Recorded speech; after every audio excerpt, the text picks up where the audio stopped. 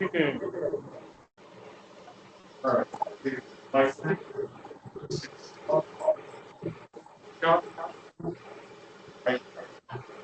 You see it?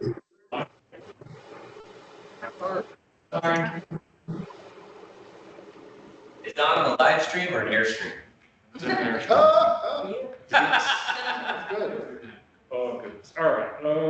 Hold on. Order 601. Do I have a motion to adopt the agenda? So moved. Oh, second the amended, whatever amendment? Eric. Second by. So yeah, just add a action item D, motion to approve contract amendment to extend third year of the initial term from October 31st, 2024 to December 31st, 2024 under section 7.1 of the existing contract. Would this be an action or a discussion? Because we would vote on it at the meeting, right? To discuss. I think the action would be in principle to proceed with them drafting it to approve it at the board.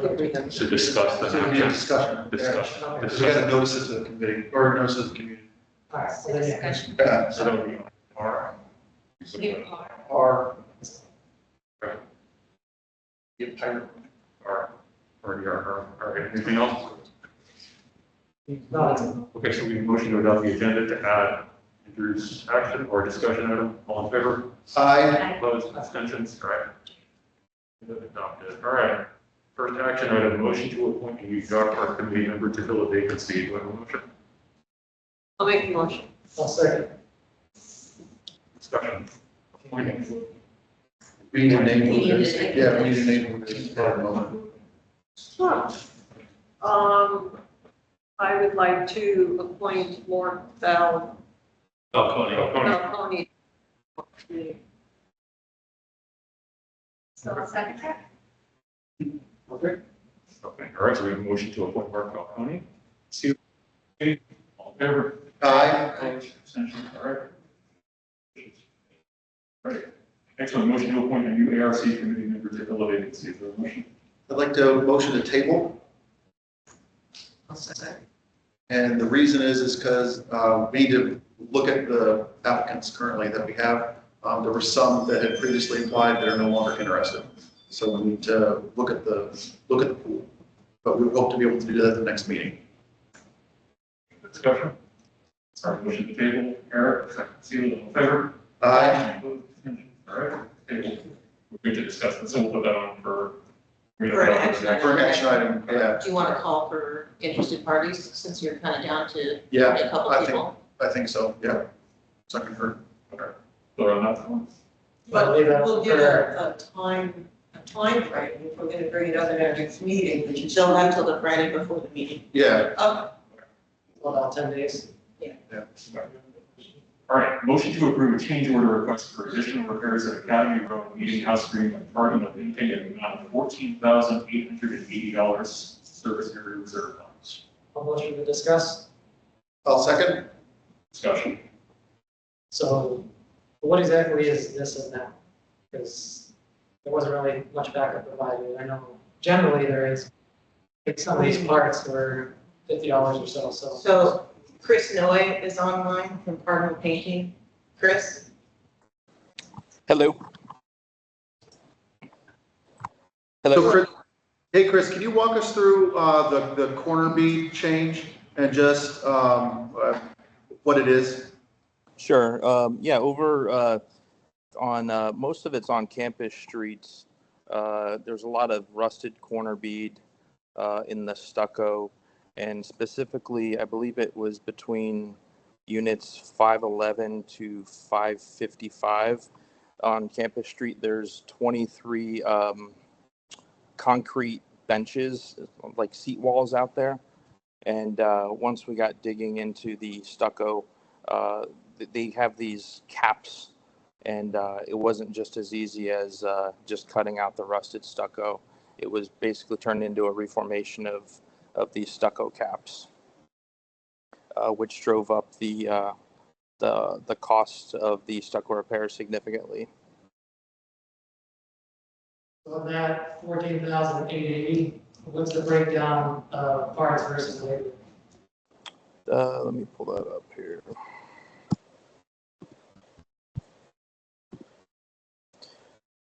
So to date, we have we had budgeted $10,050 on that. We are currently at $27,670, and we have about another $3,000 to $4,000 to go on that. I understand the change orders for the amount in the 14 and change. I'm not asking for anything above that. I'm trying to show some good faith here and, eating some of the cost myself. So when I read this, just so that we're clear, this is it's essentially a pass-through from the stucco repair over. There's no markup on this at all. Yeah, correct. Yeah, I marked, I did not mark any stucco up, and then any of the pergola replacements on that. I'm a painter, so I don't need to make money on stucco work.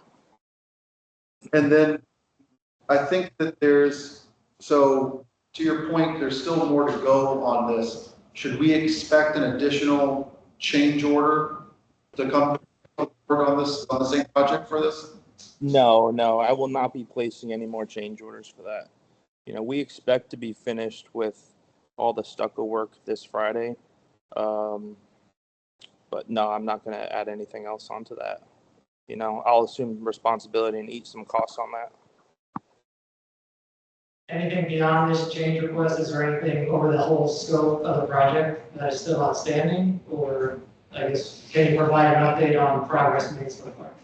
Yeah, I'd say we're probably about 98 to 99% completed. We're fixing some architectural foam on dormers on Campus Street, which will be finishing on Friday. We have touch-ups to do, and then we are in the process of painting pergolas. That's going a little slower since we did put 9 new pergolas in, and the wood's hasn't had a good chance to dry out with all the rain.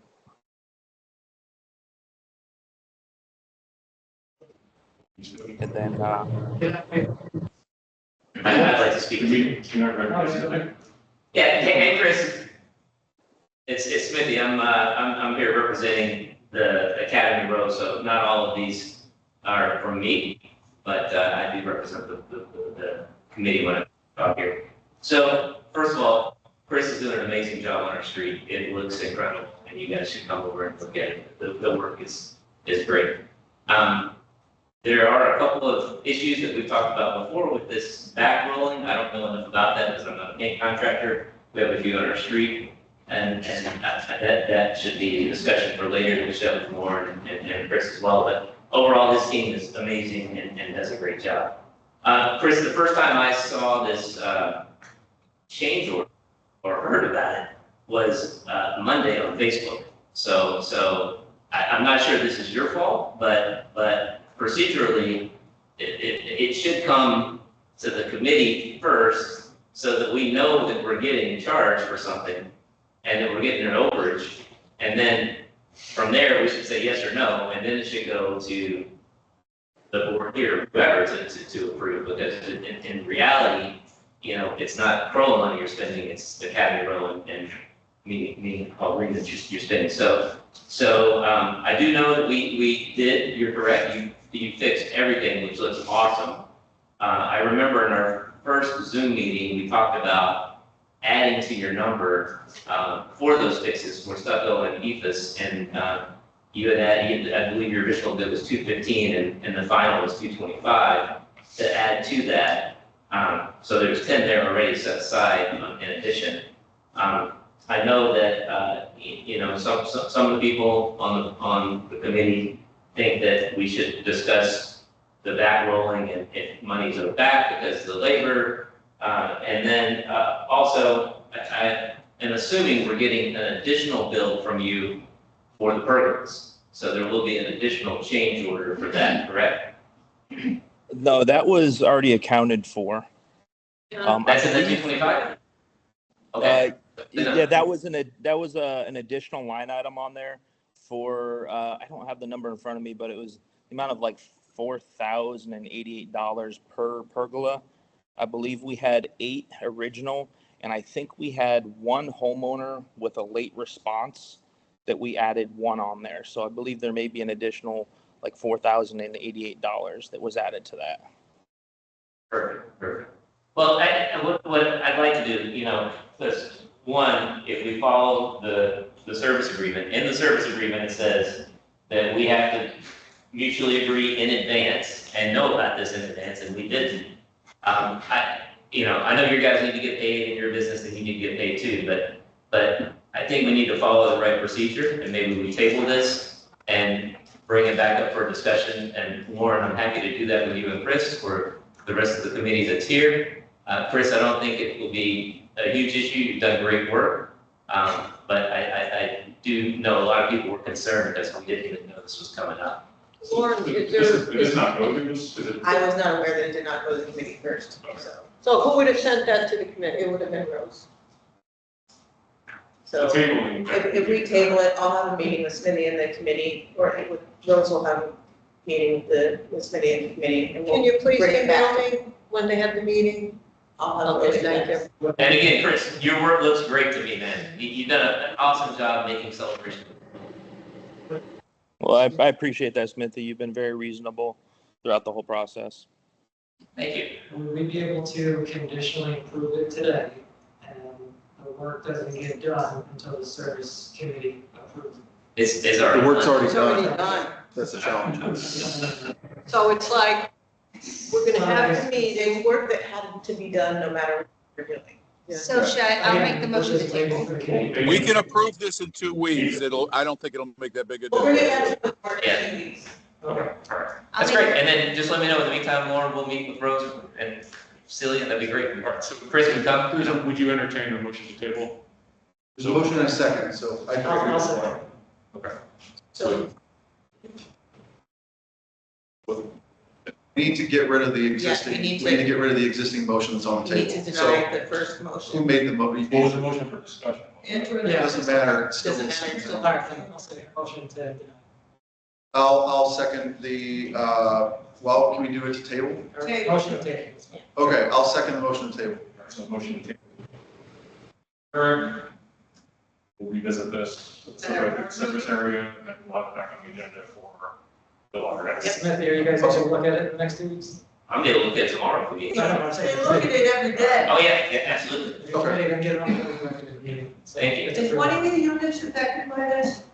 One of mine. Is your unit affected by the units he gave? He gave 511 to 555. Is that? all? No, I'm 505, so it's after me. Oh. All right. Any further discussion? Good, Smithy? Yes, thank you. Cool. All right, motion to table, Andrew, second, Eric, all in favor? Aye. Aye. Okay. That's it for action items. All right, the listed discussion items. The first one is landscaping / dog parks. If you want to bucket landscaping.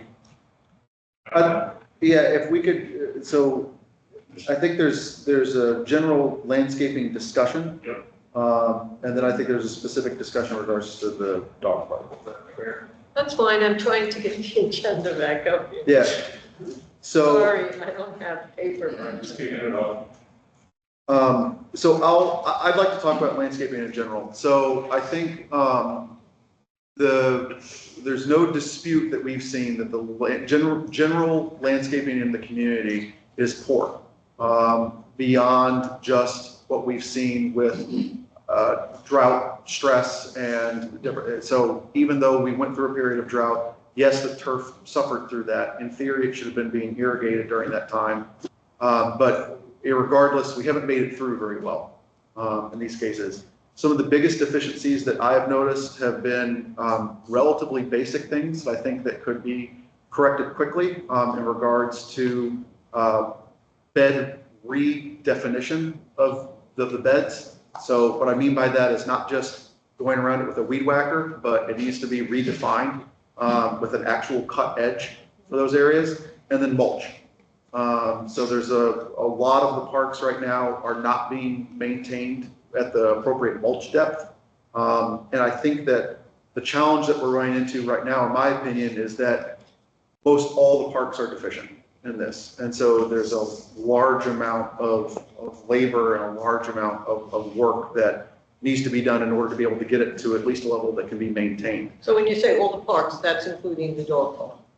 Correct, yeah, and so, The perimeter, Yeah. outside. yeah. Brian, if you want to, if you, we can check, you want, she wants you to come up. So, but I think the challenge that we have is I think we're asking Brian's team right now for like an impossible ask. Because I think if we look back in the notes, there's a lot of landscaping things right now that you've inherited a problem that needs to be fixed.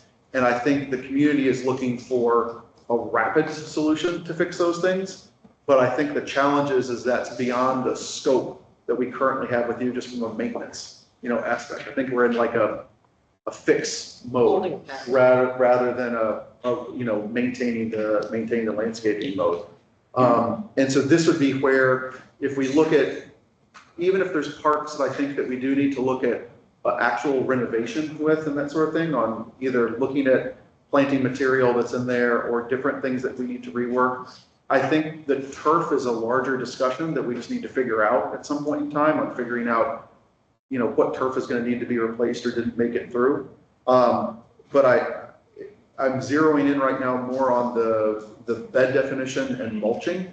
And so what I would be open to entertaining is, do we bring in a contractor that can essentially reset all the beds and reset all the mulch, and could do that in quick succession to then reduce some of the burden on your team from having to do that, but then also be able to at least get it to a state of maintenance of that case. But I'm welcome to your thoughts there. Yeah, we can research and help Lauren find a contractor that, just does mulch. Right. I think we mentioned, So did they do it in the past? We ran into this back in 2017. We ran into a similar issue where everything was a challenge at that point in time. I'm essentially proposing to do what we did back then, which was we worked with our existing landscaping provider and we said, we're going to hire in, this is all they do is mulch, bring in a blower truck or someone that can essentially do the community in 10 days. They just come in here and that's all they knock out. And I get that that's not going to get us to perfection everywhere from like the landscaping, and plantings and those sort of things. But if we have at least that initial kind of fix with some of these things, I think it'll go a long way from a resident, satisfaction perspective. We know, yeah, all right, so you're 100% right. We've inherited decades of poor horticulture. This goes back to management with CCMC, Gerard, Yellowstone, Davies. We've had a lot. Yeah, all the different companies. It goes back to all of them. We got yelled at because we cut down some trees. These trees were broken in half from Hurricane Charley. Yeah. Okay, this was 2 years ago we cut these trees down. Why weren't they flush cut at the time of the hurricane? Could have potentially saved the trees. Every landscaper at the time was told if you touch a tree, you're gonna be hung. Yeah. So the town of Celebration, the bad guy, needs to calm down and let correct horticulture happen. Correct horticulture is not McDonald's. Right. You're not gonna drive through and get your hamburger and go home and eat it. You're gonna go to the grocery store, pick out your ground beef, go home, make it into a patty, season it, cook it, and eventually you'll get your dinner. Eventually, we're gonna have proper horticulture in this town, but it takes time. So what you're saying, I agree with 100%. We have found with the service areas in particular, they will complain and complain and complain about the landscape, and they'll say that the property looks terrible. Sorry for my language, but they send emails that say, my yard looks like shit, right? So you go to the homeowner and you say, I saw your email, what is the exact problem? There's no mulch. That's not what your email said. Your email said that we're not cutting the grass correctly, that we're not trimming the bushes, that there's weeds everywhere, and all of this. But yet I've taken pictures, and we have straight hedges, the grass is cut and all of this, and you're lacking mulch, right? So there's a big difference there. There's a specific thing, and then there's just a broad statement, which is just You trying to dig up whatever problem you can to get as much attention on your one small problem that you're missing mulch, but it's not your one small problem. It's the entire service area that you live in has the same problem. Yeah. Has that got to do with the roots also that are in all of the roots of the trees? That's not on you. The roots that are protruding out of the ground, Like lifting concrete and stuff like that? in walkways, Yeah. like, are you supposed to just chop the roots away? You So can't we do that. can, but it needs to be controlled. You Yeah. can't go and chop the roots all around the tree in July, knowing that October is our, September, October is our hurricane season. Chances are that tree's coming down. It needs to be controlled, it needs to be done at a certain time, and the entire 360 degrees of the tree would be a terrible mistake to do that. Only maybe on one side, like that. Charles? Challenge is, as long as I've been on the board, I hear what you're saying, but I feel like we're constantly in this exercise of replacing, putting down things, also. And it worries me, we're gonna be talking about a landscape architect. I just worry that we're not putting down work. And I didn't study any soil science, I know nothing about this, but I see this again.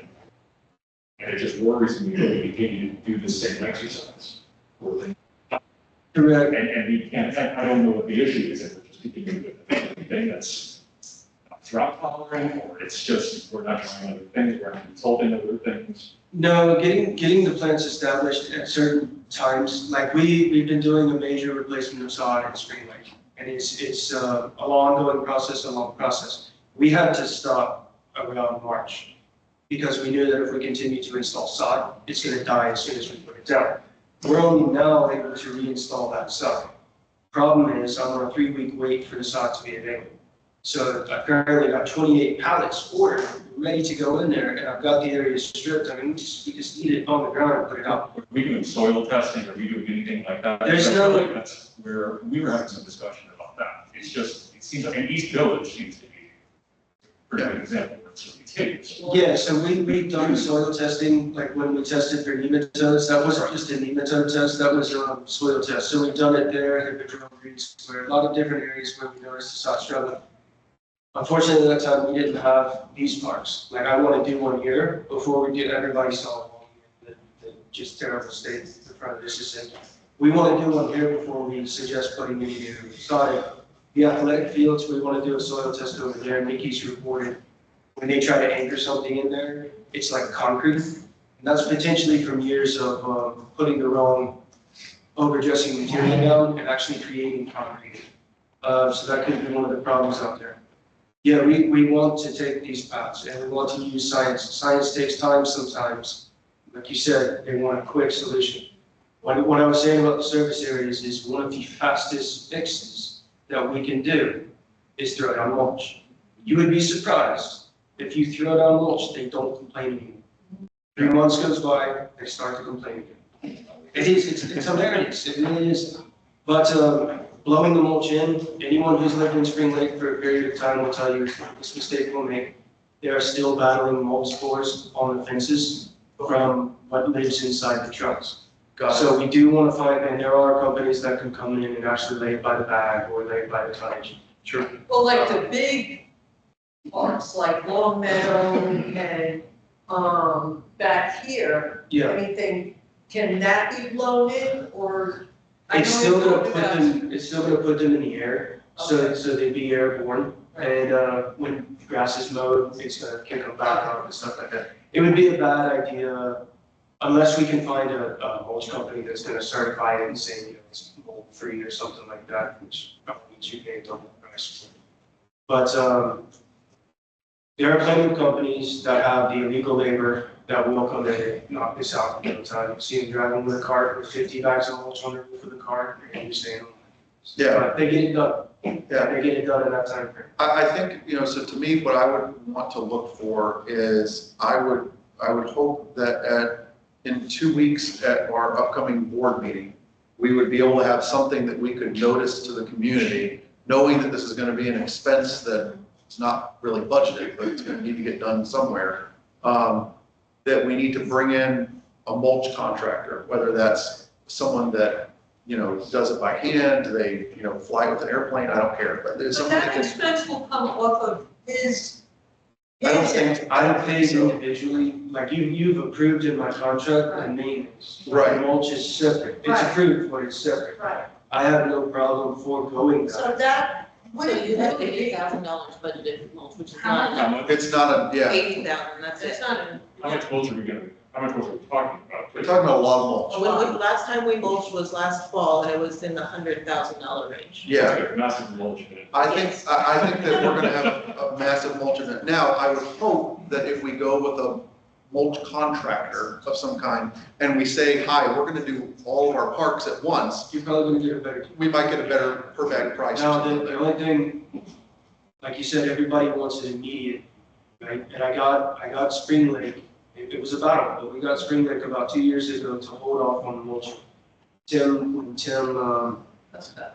Tim Prescott was here. I talked to him about moving the mulching to fall in Spring Lake. He said, yeah, no problem. The residents pushed on him to mulch, and he calls me up and he says, we gotta mulch now. And it's late spring, we mulched. And then the rainy season started. Yeah. We had yards that we mulched, and in 3 weeks, the mulch was gone. So. That was the point I was gonna make. The water. And with hurricane season coming up, I will recommend to mulch in October. Now, that's a long way to wait. Yeah, I think, so here's where I struggle. Not pine straw. So here's your So, solution. It's gonna be cheap pine straw. The pine straw will stay in place from the rains. And if you look at it, when you go to put chocolate mulch or pine bark back in, you do not need to remove the pine straw. It will have broken down. Pine straw may be your solution to this. I think we right need, now, short term. okay, so I think that, here's my thing, we need to do something. And I understand, and Don, to your point, I don't wanna say I wanna recommend something that is just gonna get washed away in a month, but I also, like, we have residents that are staring at bare ground, and I know that, they wanna see something. I do think, it's not lost on me, the bed, like, actually around the tree rings, actually around the surfaces that don't have hardscape in those sort of areas, where we have either grass that's intruded into the area, or it's just not crisp. And I think that, I don't know if the mulch company does that, like if we can hire them to do, like redefine the bed edge, because obviously it's one of those things where I would want that to be in coordination with what your team is doing as well. But I don't just want to throw down a bunch of mulch and then it just kind of looked like we threw down a bunch of mulch. And I think we do so the one thing we seem to be, like, we just approved Hippodrome, right? We've got Long Meadow, but like, do we have a park by park map of like every, because I don't know when Long Meadow is even. Long Meadow is hard. So I have a bid for Savannah, I have a But- bid for Green so- Square. But when are we, so we approved Hippodrome. Yeah. 2 months ago, last month? When are we going to be actually getting it in play? When is, and I guess that's the question. What is like the time horizon for all of this so that we can, if we're gonna do pine straw or mulch or whatever, if this is gonna be done in 2 months, right? We need to figure out when is this all going to release generally? Yeah, so as far as mulching, I mean, we can start making calls tomorrow and find companies to come out, quote, and do mulch for all parks. Hippodrome, I've heard whispers that there may be a landscape architect coming on board. Albert Riddle, is that right? Yep, it's on the agenda for tonight. So, Yeah. Hippodrome? No. Anything bad, he's in the audience.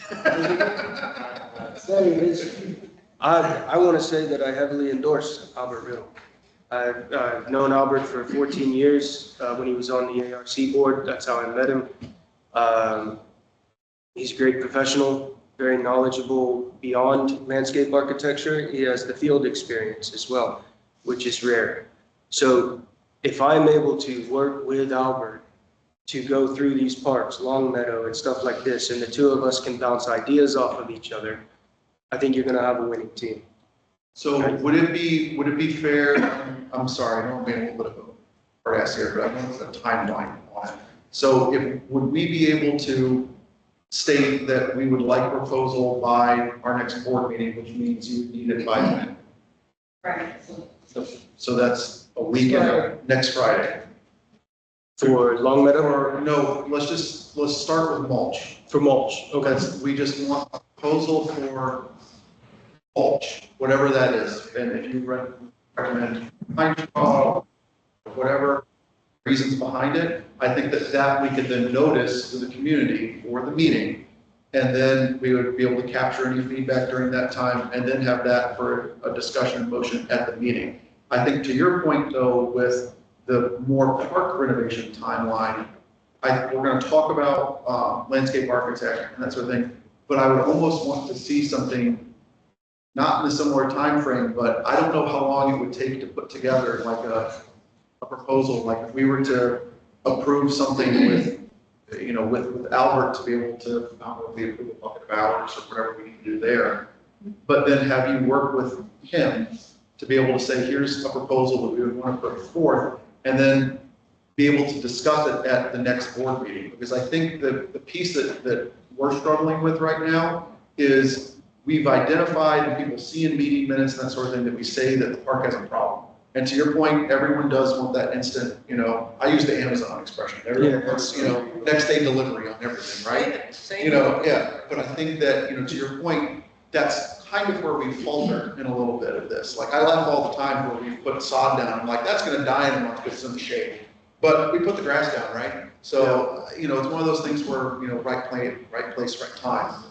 I think that that's this conversation that we can have with Albert, but we need to communicate that to the community to let them know that, sorry guys, we're gonna have mulch at this park, but the rest of the landscaping may not look the best until October.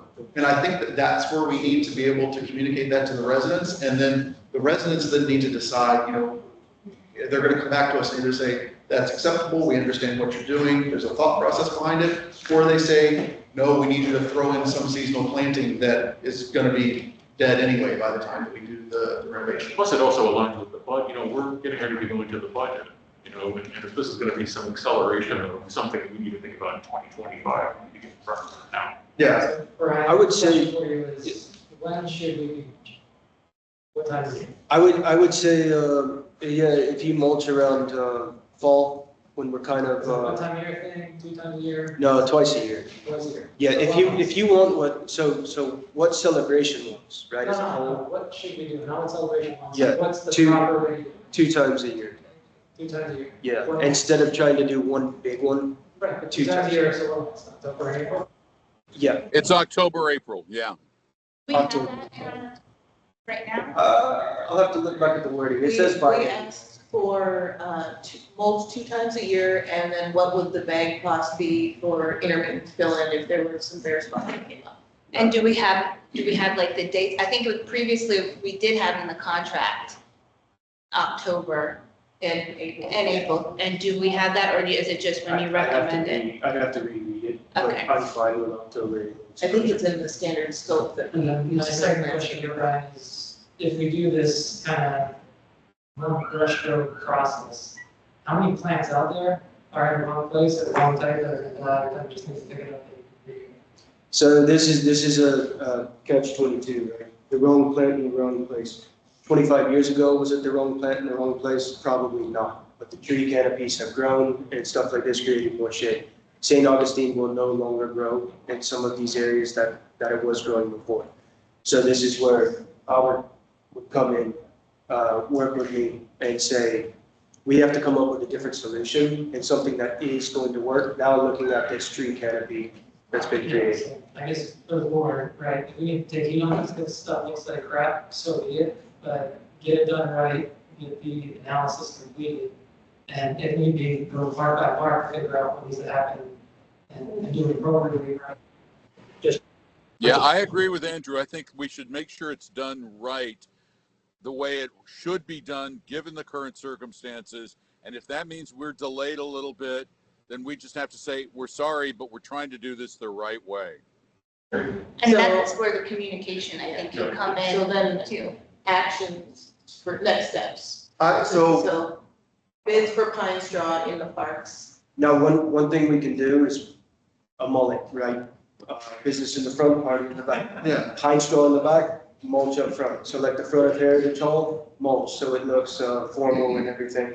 Back around there, pine straw, where it's just out of more of the eye. Or meadow mulch. Yeah, lakeside, great lawn, all of that, mulch. Back by the tennis courts, pine straw, you know, where What it's away about down from by the dog park and all those beds? That'd be mulch, because it's right there in your eye, anything along the sidewalk. Anything that jumps out at you. So we can try that, right? And that would kind of keep the look and feel, hey, this is celebration, this is really nice. And I think that's where I'm struggling.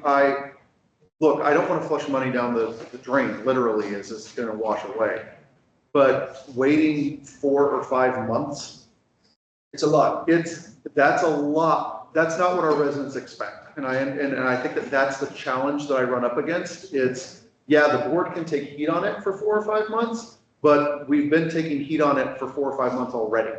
And that's why we're in the situation that we're in. So the next step is getting bids for mulch and pine straw, mulch in the front, pine straw in the back, by that board meeting. The goal. And then walking the parks with Albert, starting with the worst ones, getting a design and bid to fix them up and start bringing them to the board in October-ish when the plantings and everything's gonna. No, I would want to see, and I don't know if this is unreasonable or not, but I would want to see, assuming we move forward with landscape architect and everything there, that we would actually have proposals back by the next workshop. Because that's going to impact. Yeah, but that's possible for But that's- some parks, that's not possible for all parks. Okay. Your worst offenders, we'll say, I think we could probably get We got to do something about Long Meadow. Long Meadow, Savannah, Green Square, and Spend the Instead of time. trying to do it one size fits all, I think we really need to look at from 1 to 10, best part to worst part, and pick the worst two, and do those, and work down the list. So if Albert has the time, he and I could drive before the board meeting and come up with that list. This looks terrible, this will be okay for a while. We can get you that information so you have it for the board meeting. Put your celebration hat on when you do Right. that definition though, okay? Now, once we have that for the next board workshop, we can try for number 1, right? To have a proposal in front of you guys for number 1. Number 1's probably, if it's Long Meadow, it's probably gonna be $100,000 or more. Yeah. There's just so much. We need to be prepared, and I think that this is, we'll reiterate this at the board meeting. This is not going to be cheap. No. I'll say, we took on Nash Park, which is right there in Roseville Corner, and I was part of the Prince and Sons turnover. We just did a very small cleanup at Nash Park. Just organized some of the bushes that were around the main thing, and we put some pinches by the benches. Like that was it, that's all it needed. The park is very classy, it fits its theming, it looks quaint, it looks very pleasant. Blue Sage, same thing. Roseland was a bit more of an expense. I think that one was around 15,000. Yeah. So some of these smaller pocket parks aren't that big of a hit. And right outside someone's front door, we can make a huge impact while we're every quarter hitting one of these bigger Is park it, shops. would it be fair for us, or would you be able, do we have a list of every single park? While you're doing that, you want to, so I just want to get a few other comments in from what I know that you. Yeah, As a set stand or whatever is comfortable. this is obviously great news for us residents. The question that I've got though for the board is how do we stop this happening again? Because there's no point spending $1 million, which is what it's looking like. Yep. If the board hasn't got a monthly report for management at the meeting with pictures to go, here's this park, it's all looking good. Here's this park, there's a problem with this and there's a problem with this, so that we're spending $5,000 rather than 100 grand. Because Long Meadow hasn't died in the last 2 months. Right. And And so, that's why the landscaper's not working for At us. this point, it's accountability on you all, so that we don't get to the point, as I said, where 6 months later, we're voting another $15,000, $20,000. So it's a joint effort between you and Albert, to make sure that we don't get, and again, right places, right oversight, right accountability, right, we all feel the same page with that, because we don't need to do this over this. And I'll add to that, the homeowner as well. At a certain level, it's their responsibility as well. We have a certain program, IPM, which is Integrated Pest Management. And step number one of that system is monitoring. We can't be here 24 hours. No, that's completely agreed, but from our point of view as residents, I understand yours. that if we need to pay more money, that's fine, but we need to have somebody from Ground Matters that is driving around each week, looking at all the parks and going, ringing you and saying, hold on a minute, I've just noticed 3 plants that have died in this plant, in this bed. Can you get it addressed? Rather than having 8 residents screaming at the CROA members saying, hold on a minute, why is this park all dead? If we've got somebody from management that is going around and is responsible and is reporting back to the board, when someone like me moans at the board and says, what the hell is going on here? Why has this got so bad? This hasn't just happened in the last 2 months. I appreciate we can all go, well, there was another company. Okay, but again, who pointed these things out to the board?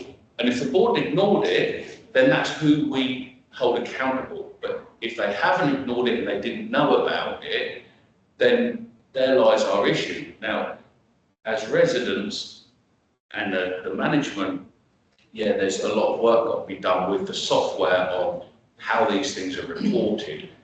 But really, I believe that there needs to be someone from Ground Matters actually checking these facilities, because, for instance, at the dog park where we met the other day, there's not been any mulch there for 2 years. And that's not your fault. You haven't been there for 2 years.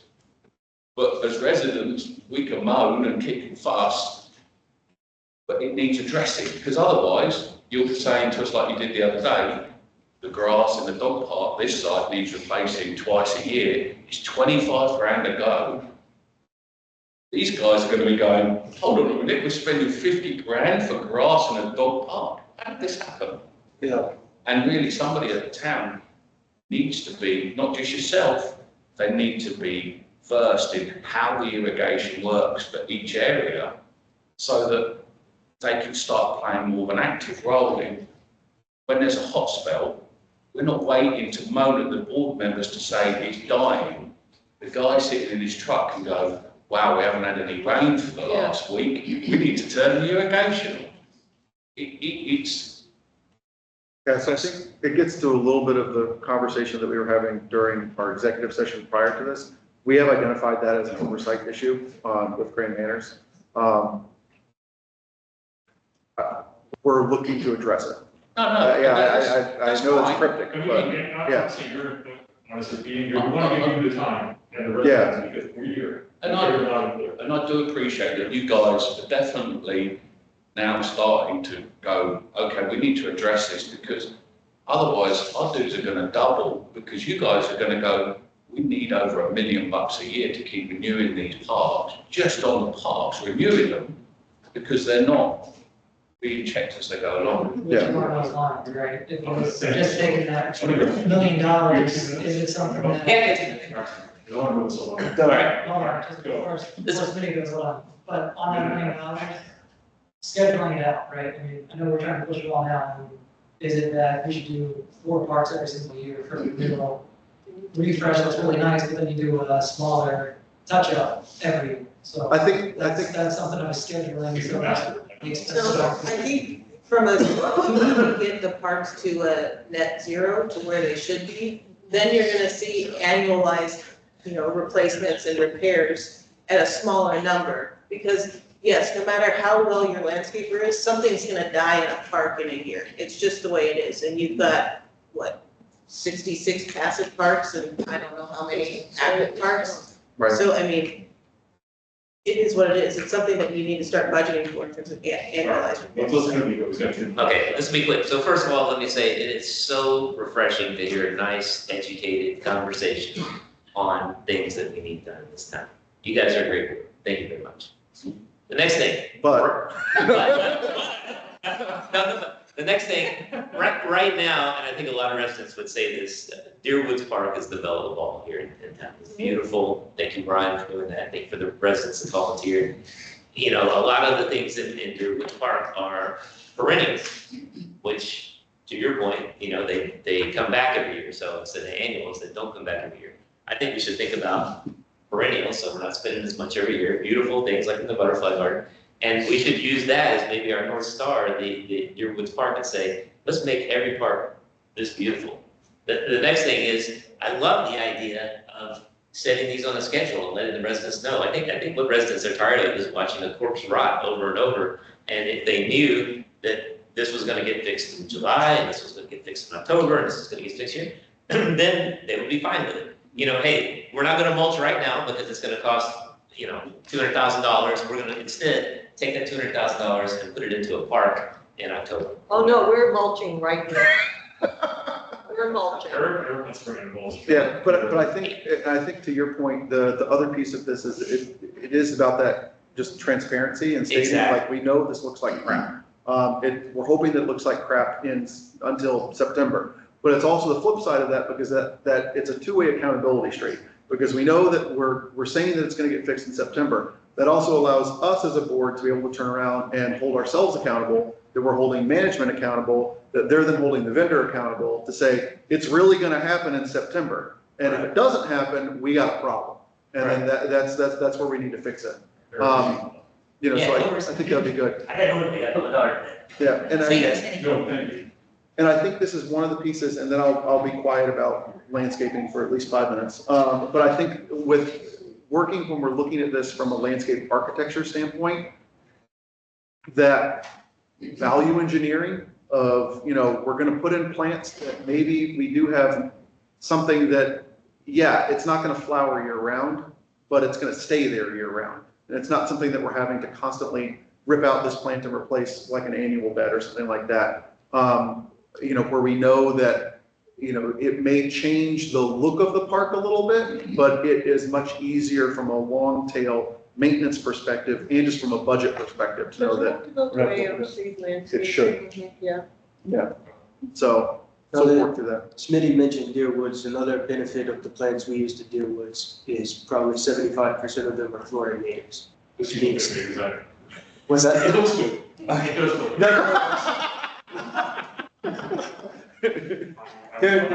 There's a lot of Florida natives, which means we can reuse that theme in a lot of the other parks. We looked at the Long Meadow Playground, right where the kids play. How nice would it be if we had that color surrounding that park? And also some kind of barrier to stop a car from just coming straight into. Yeah. We've been trying to work on that. Yeah. All right, so let's, Don, Jerry, you all, anything before we go on this one? I'm good. Don's good. Don, okay. So we have clear direction now though. So I'll start calling tomorrow. you start calling tomorrow, business in front, party in back, and for that. And I think too, also understanding that if there are places where you come back and you say, it's really stupid to mulch here right now, here's the cost to do it, but it's really stupid to mulch here right now. We're struggling with control because anywhere sunlight touches bare dirt, we're gonna have weeds in it. I saw you. Yeah. And Well, it's a struggle right now. Covering that area with mulch, even if you mentioned defining the tree rings, but some of those tree rings are 10 feet. The tree rings stop. I'm all for it. And just so you all know, I'm 100% okay with sharing, right? So we bring in a mulch company, that's okay. We can start Hippodrome faster. We'll still give you more work. No, I looked at it like you guys tossed around the number $1 million. I think it's more to fix all the landscaping problems in Celebration. Sure. Yeah. If you look at every active park, Lakeside, Heritage Hall, all of these at $100,000 each year. That's enough, Brian. Yeah. But there's plenty to keep me busy for, till my contract runs out. Awesome. Awesome. Thank you so much. Thank you. All right. Does the board want to just jump into the landscape architects? You all okay with that? Can we have Diane, because Diane O'Neill give her Spring Park Playground? Oh, So yeah. can we give her, Yeah. Diane? Oh, hi. Come on up. that way we can let it go. Yeah. Thanks for coming. Thank you. Spring Park This is Playground. sort of my first, well, it's my second, first formal meeting. I know that in the last meeting, you guys wanted to have me send weekly reports and you hold the questions and then you hit me with it when I'm here. You got it. So I don't know if you have any of them. I don't see those reports. Huh? Thank you. Yes, Oh. yes, thank you. Any updates on the shipment date for the? Yes, I talked to the top line today and they have a ship date of today, so I asked her, does that mean it's on the truck? So what that means is it's in, it's ready, it's being packaged. It may be on the truck today, it may be in the next couple of days. As soon as it's on the truck, they issue a tracking number and I had asked they still have Jeffrey's, email contact, so I told them not to send to that anymore. I don't know if that's being manned, but anyway, they're gonna send me, huh? 15. Okay. They're gonna send me the tracking number when it comes. She said it takes about a week. So in talking with the general contractor, possibly by the end of next week, the reality is probably gonna be the last week of July. So that's when the equipment will Well, be here? yeah, show up here. And are they still thinking like 3 to 4 week installation? Yes, I'm meeting with the contractor tomorrow. We were supposed to meet with the turf vendor the week before the 4th of July and he canceled the day before. And Debbie ended up meeting with him, we didn't know about it, last week. So I wasn't included in that meeting, nor was the GC included in that meeting. So there was a couple of issues that came up with that meeting regarding the grade. So I'm gonna meet the GC tomorrow out here because the short story is you have to grade down for the surfacing. So at one end of it, you're gonna be level with the sidewalk, the other end of it, it's gonna be too low. You can't have a step down or a trip hazard at the sidewalk. What the turf vendor wanted to do was start grading from the high point down, which he can't do because then we're gonna have exposed footers. So I estimate that, and the builder and I are kind of in agreement with just doing sloping and grading to the sidewalk, but I had asked him if he has put a level on the sidewalk to make sure that the sidewalk is actually ADA compliant. Because if it's not, then it's pointless to grade, the whole thing will be out of there. And he hadn't thought about that, so I have that level, so we're gonna check tomorrow if the sidewalk is actually ADA compliant. Kind of go from there. I also invited Brian to come to that meeting, Brian, to come to the meeting. So How do you see all this playing out with the grading and the sidewalk being ADA compliant? Is that going to? I gotta table that actually until I put the measurement on it tomorrow. When I was out here last week, I was not happy with how fast the grading, the way that it was going. He had a little skid steer in the bucket. And I had asked Debbie, I had been getting feedback from Debbie, so I went to the builder directly and I asked him, are you gonna bring bigger equipment out here? And he said that they were. So there's supposed to be a Bobcat. I'm gonna go over there and look right now. There's supposed to be a Bobcat. They are having issues with, I don't know if it's adults, it's kids, coming open, breaking open the fencing and going in there because they're finding it open and beer bottles and stuff everywhere. So, yeah, so it may be prudent to get a sign even off of Amazon. I know you guys got a sign company, but it's just a generic sign that says work area, do not enter trespassing. I don't know if that's going to necessarily stop anybody from going in there, but it does give you a little level of protection so maybe goes there first. Were you making the little signs for the, Sign's not gonna do anything, in my opinion. Are you able to do No, it? I know. Where are we at with Mayberry? I can ask them to just stage here. Yeah, look, we're spending a lot of money on this playground. And we also have a timeline to hit. I would hate for us to not hit a timeline because residents ungraded the grade, essentially, that sort of thing. So I think even if we have to look at Do you want me to ask for an extra person just to sit here in the evenings? I know that sounds stupid, but I think we need It's to. short term. It's short term, we need to cost it. 2 months, okay, I'll get the bid to be on your board. And you want Can we put a camera on the spot? I think we could do both, Don, because to your point, cameras are included in the Mayberry agreement that we have now, which we haven't yet utilized. I know the technology committee's looking at it, but in the interim, That's not gonna stop them. Maybe from going. just an emergency camera, something cheap. yeah, Because it's not just recording, it's if they see someone on the camera and it's an alert, they can then send someone over. Well, and that, they'll be gone, so why can't we just have a physical person?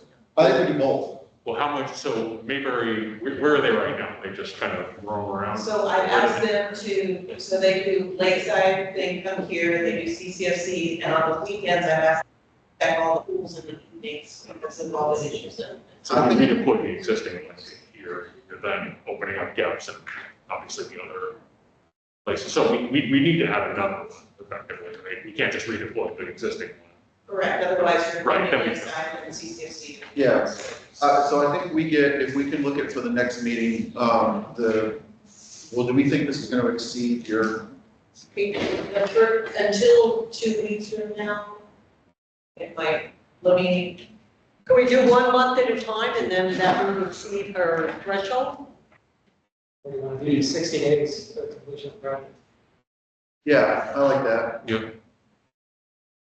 So I think we do twofold, if we do because we're paying for the camera already anyway, we just haven't put it anywhere. So I think if we get them to throw that up tomorrow, or whenever they can put it out there, that's at least something. And then on top of that, we can put, and then we get a detail for.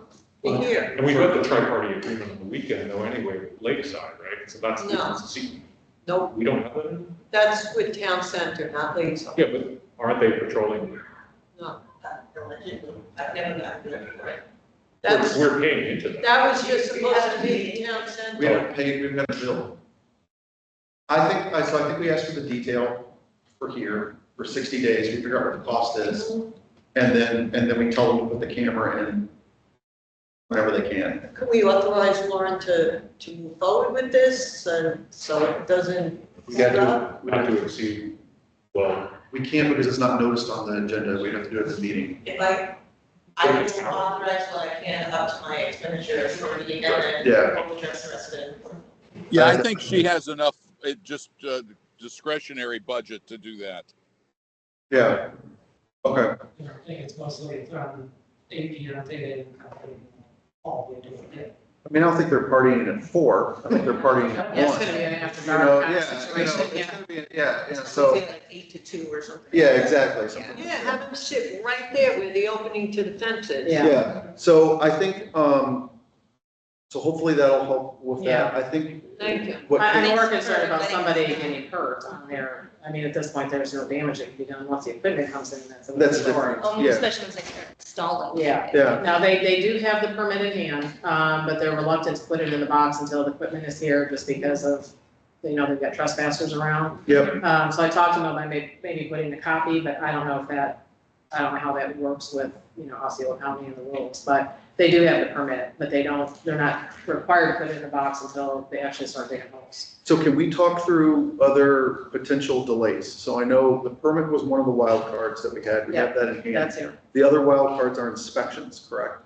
Yeah, well, from the county. From the Right, county, yeah. correct, I yeah. mean, I'll be here all the time once it's here. Right, and so I guess what I'm trying to get at is I'm trying to figure out what's our line in the sand on a date at this point in time that we think the project will be completed.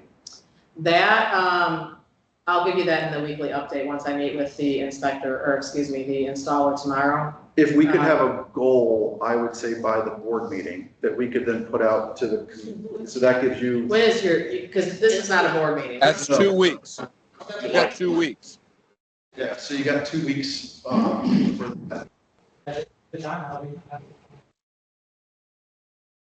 I'm hoping that I'm gonna get, I mean, it's, because she said the 10th, and I said, okay, well, that's today, so is it left? And she said, well, I don't have the tracking yet, so. If that means it's done, it's being capped, it could have been put on the truck today, or, until so. until it's on site. Yeah, until we have it. Until Yeah. it's on timeline. Right. Okay. Right, but we can just say, since we know that it's deploying on a truck within the next few days, and we know it takes a week to get here, so let's say, I'll just talk to Jim, the worst case scenario, if it shows up the last week of July, what are we looking at as far as, the completion? Okay, I think that'd be And great. I'll go with that, I'd rather, it may show up next week, but Yeah. I would prefer to go with, let's just. Where's it coming from? Wisconsin. Wisconsin. She said that it generally takes a week. Okay. So that's, here.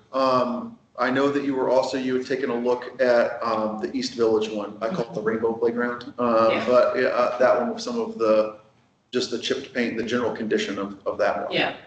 That one, I sent that to Debbie when I was talking to Top Line today. I asked who I need, because Debbie's a salesperson. Right. So, I've got the contact that I need to be sending that to directly. And then for whatever reason, they want me to go take pictures of the 4 rollers on the slide that aren't rolling. Okay. I'm not sure what the picture's So going to do they for. are supposed to be rolling. Oh, I every one of thought they them, weren't. yes, no, all of them It's- are supposed to roll, and the ones that are not rolling is where you're bound to bare metal primarily. Is this So- common? Like, is this a maintenance issue? Because Well, it could be, or it could have been, I just met that playground, so Yeah. I don't know if that's been, I'm assuming they've been not rolling for a long time, because you're down to bare metal. Correct. It shouldn't be down to bare metal anywhere. I don't know if they've been like that from the get-go. I'm okay. a little concerned with that playground. This first time I was there was a few weeks ago and I sent one of the pictures. And I don't know, I think I sent Well, I 12. was like, It's like, this playground was done in 2018. You saw the condition of all the pitted Yeah, paint and everything. And I don't even know how those colors were approved because those are the colors in the original drawing of the presentation that we said couldn't be. So 2018 is come and gone. But we also have to take into consideration, for a year and a half, that playground was closed due to COVID. The playgrounds were not open, the families could not use them. So how did that playground get in that bad condition in such a short amount of time? yeah. And we are getting the same equipment from the same manufacturer now. Right. So I'm hoping, I mean, if you go to Lakeside and smash that equipment with the hammer, nothing chips off there. This, you literally run your hand across it and the paint just chipped off. Yeah, I talked to her about, because typically paint is not a warranty item, but I That's said, a I don't terrible know. paint job. I'm not sure what, it's faded, I know it's in direct sun, but I think there was a tree over Yeah. it before. Right. But I just, I'm gonna put an entire email once I get the pictures of the slide to Terry Ann, it's Terry Ann and Jenna. But I told her that I'm looking to warranty the paint. It's that whole Yeah. unit, it's the Yeah. whole No, it's unit. and the turf. Well, the turf is, It's not set, I got a sticker, you can see it. Yeah. So, yeah, well, we redid the turf pretty recently, right? That was part of the renovation. Oh, Oh, That was part of the removal of the tree, because the tree roots were So, but but that. that's like a year or so? over a year ago. So there's a division between the mulch and the turf. Well, And the nails, you can literally, like, there's no divider. So we reached or out to the something. turf company that installed it to see if they would warranty the work, because there's no reason there should be a seam like that No, right now. not in that short period of time. And all the nails show, there's nothing, So they're scheduled to come out, I just don't know when. okay. Can we push them to try to get an answer by the board meeting? My goal here, you're noticing a trend. I'd like to try to be able to communicate to the community dates and timelines for a lot of things, So even if I it's a just need year. to have realistic expectations here. It's only me, No, I'm with you, yeah, and there's no GM. right, I have a new community standards manager. It's a fully manual process that takes me a half a day to do the letters, every time I have to send a letter out. right. So I'm still training people, and we still have a new art coordinator, so I'm getting peppered with questions 24/7, so we just need to have realistic expectations. I will push as hard as I can to So get it done, but it's the turf people, right? yeah, Okay, sorry, I'm So- gonna speak out of turn, but we're at a workshop. Brian Debbie, is on it. Brian So is on he's it, the one that helped do that project. okay. Thank you, Brian. I'll try to, I'll give you the answer before the board meeting. Thank you, sir. I mean, the issue is East Village also, and I don't know from a safety perspective, my kids were like on the sweet, Oh. it's not. The swing, Mhm. there's the tot swing, So my point is. And my grandson it's literally gonna have to move up. is 3. Yeah. It's gonna. Yeah. You hook him She's gonna in pull the That's- teeter totter and. and he slid down. Yeah, I'm not, they're still on the market. I am not a fan of the Dangerous. chains. That's just my own personal, I don't ever recommend them. Kids do slide out of them, but if you're not maintaining them, then there becomes a hazard. If the parent doesn't chain them and that chain's swinging loose when the kid is swinging, then you have the possibility for injuries. I would rather see you put a half bucket or a full bucket in, but Yeah. right now, that's considered a single bay. So in a single bay, so like at Spring Park, you're gonna have multiple bays, so you have different types of swings. But in one single bay, you have to have the same Same kind of swing seats. Got it. I have no idea what age group typically goes to that playground. So if you are tots, and I don't know, there's no labels on that equipment at all. So, I've asked for that from Top Line, what's the age limit for that? But you need to have two like kind of seats in there. Are we good on next steps for everything? Are you good on your? Just I have, playground questions, but I'm good with Debbie. east, so just one more thing, you would recommend the replacement of the latch to the Magna latch type thing? Yeah. That seems relatively simple. Is Yeah. that a you thing that you can I help mean, us we with? can, yeah, I can Or is that do that, but you need self-close, all gates need to be self-closing hinges. I can order one on Amazon and we can go Yeah, screw you it in. can. Brian's to-do list. Okay, perfect, as Yeah. long as that's on. Because the main thing is those latches that stick out, if they're below 54 inches, they're in the Someone's gonna eye whack socket, their head, it, yeah. you know, and it fails the protrusion test when it's inspected. Totally, okay. Perfect. I'm good, but, thank you so much for being here. I just have a couple questions for Lauren real quick, but, So- I thought awesome. we were good. So I'm, Yeah, You're good. all good. Thank you so much. all right, thank you. Any updates on, the, from legal on the He's sending that letter report? this week, he said. And also, how are we doing on the, shade structures? Any updates on that? So I have a meeting with Tracy next week, so I can have a timeline and everything for the board. To make Okay. sure that's moving forward, For the board meeting? yes. Perfect. Okay, And then also, I think, Timeline meeting. timeline meeting, that's as what a it is. board, I know we're kind of going into, East Village Playground, but I think we also need to address Long Meadow Playground because there's a lot of, So I think equipment there that. the strategy was, once Spring Park's done, then we start the Long, Long Meadow one. Sounds like a good open discussion. Then. Yeah, even if we could start talking about it before the completion, you know, we don't want to close two parts at the same time, but Spring Yeah, Park's but I gonna be think done. from a communications perspective, I think it would be important to somehow notice the community on these that, listen, we get that there's a problem with Long Meadow still, we haven't forgotten about it.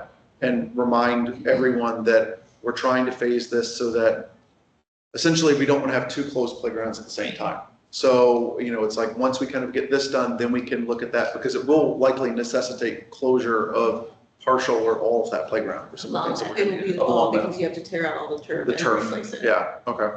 But the kids still are enjoying it. Yeah, oh yeah, yeah. Because that drawbridge is gone and they don't notice that it's No. gone. They're just happy that they're playing at a playground. Yeah. To Katie's point, though, there's nothing that says we can't discuss and plan for it. When the Oh, start sure. will be, the start will be when spring will be. And that would be We a, gotta get through Spring Park too, that's where I get, like, we have a lot of things to tackle. We Yeah. have to be blown out on the radar, but we gotta get through Spring Park. is Debbie still here? No, How's Debbie working out? Diane, sorry. great. Okay. But she's also gonna do. She's long she's gonna involved end with up all the doing other all playgrounds. Yeah. So and her cost for inspections of the playgrounds is nominal, so I'm gonna have her do quarterlies. Perfect. okay. Anything else, playground? That's good. Good, Thank you. good, all right. I'm gonna try and move this along quickly. Yes, sir, yeah. Or was there anything put out about Mayberry, just to see who they are? Because they drive around Island Village once in a while, and people are just supposed to somewhere on the street. I'll put something in the Friday Flash Thank you. and Monday Matters. Nice. All right, smart lamps. We've had some sidebar discussions about smart lamps. Is it going to be on the agenda? Are we getting a formal recommendations from any of the covenants or areas? So I think the covenants and art need to talk about it on their agendas this month for the board to take some sort of action in August. So smart maps is likely going to be recommended. So that's what we've been researching that. It clicks 95%-ish of the boxes. Gary's been digging into it in terms of covenants? I think, Like, we've got ARC, we've got covenants, we've got manual processes right now for everything. So what's our time horizon for getting this on the agenda, executing and implementing, come up with? Well, Gary Hutchman, I have a question for the board. The only reason I dug into smart webs is because Brand Manor's vice president mentioned that it was an offering they had considered and they brought it to us back in May. So I picked up on that and started doing the research and got my information. So before we go any further, we weren't given any other company to look at. So at the last minute, are you going to task the two committees to say, go out and see what else is out there? Because it'll take a long time. I think, And Lauren, is there anyone So we that talked, Brand Manor is using besides smart webs, or are they pretty much? we're CRNet and SmartWebs are the only ones that I am aware of that are being utilized in Grand Manors. We looked at a bunch of other products, Building Link, another one that said that they would be able to do what SmartWebs does, but they would have to start the coding and develop the code to make it happen. So that was a non-starter for us. Danica, our new community standards manager, gave us another product that she used to use that does something similar to SmartWebs. It's not quite as user-friendly from the resident perspective or the staff perspective. So, I mean, SmartWebs seems like the best option, but if you want me to bring some. I don't know, unless anyone feels differently. I mean, we're spending a lot of time and resources with staff, stuffing envelopes. Yep. Printing letters, and it's taking time out of the field. We've had conversations about that in covenants. And if there's a better software solution out there, we need to get it on the radar, we need to get it budgeted, we need to start having conversations about how this is going to get implemented. No software solution is perfect, We're not expecting perfection. but this one seems to check most of the boxes, like Mark said. smart web. And that's what they use. Smart webs, and Brand Manors is the one that offered it to us, but it's a third party. There are a couple of limitations, but that's expected because it's always going to be a couple of limitations. Can we just approve it? Well, If you want me to just get the numbers from SmartWebs and say, here you go for your board meeting, I'll. I guess for the board, can you provide us the business case of going this route and paying the expense for smart webs, save this money in the back end when there's So employees? I did that at the last board workshop. Yeah. It's over $17,000 in staff time if you include salary and benefits, and that's not including the manager's time of doing the spreadsheet merge, mail merge, and all the extra tracking. Right, so from a finance perspective, overall, it's net positive in going this. At So, minimum, it's You've got net extra neutral. houses that you still like the time that you're using. You can then go out and do. And then the manager is freed up to do more quality control and training. So I would be comfortable with us just getting a number. I think this is a discussion topic that we need to have with the management agreement, because we technically are paying for a technology solution today as part of the management agreement that's not meeting our needs. So I think that needs to be brought up as we go through the negotiation process. I know it got brought up at the task force meeting, but I think we got to ask the question, right? Because we're essentially having to pay for something that's a deficiency that we thought we were getting as part of the management agreement. The other piece that I would also ask SmartWebs on, and they may not want to answer this question, but we should anyway. We used to use SmartWebs. So from a data perspective, in theory, they should have purged all of the housing information and all that kind of junk out of there. But it might be worth asking, do they still have any of it? If data retention policy, they could have it for. They could have it for 7 years, you know, sort of thing. So it's one of those things where, because obviously the time to speed for if we vote on this, in 2 weeks, it's not like it's going to be turned on the next day. There's a long setup and implementation process. But if we know from the vendor that, hey, we actually still have some of your data in there, obviously like nothing from Island Village is in there. There's going to be things that are updated and those sort of pieces, but we may get a little bit of a jump start. At least all your deeds and restrictions are already uploaded. They should be in there, yeah, if they still have that as part of data How long retention. ago did we use them? 2021 was the last time. So what was the reason why we got rid of them? Right, Manners. Grand Manners. We replaced We were Smart going to Webs with Syria, Syria. that's their place. We know. Right, I think they had BMS. CCMC went over to Are we good BMS, with, are we They good with were smart webs? They were still using Smart Webs. but they were still using Smart Webs, okay.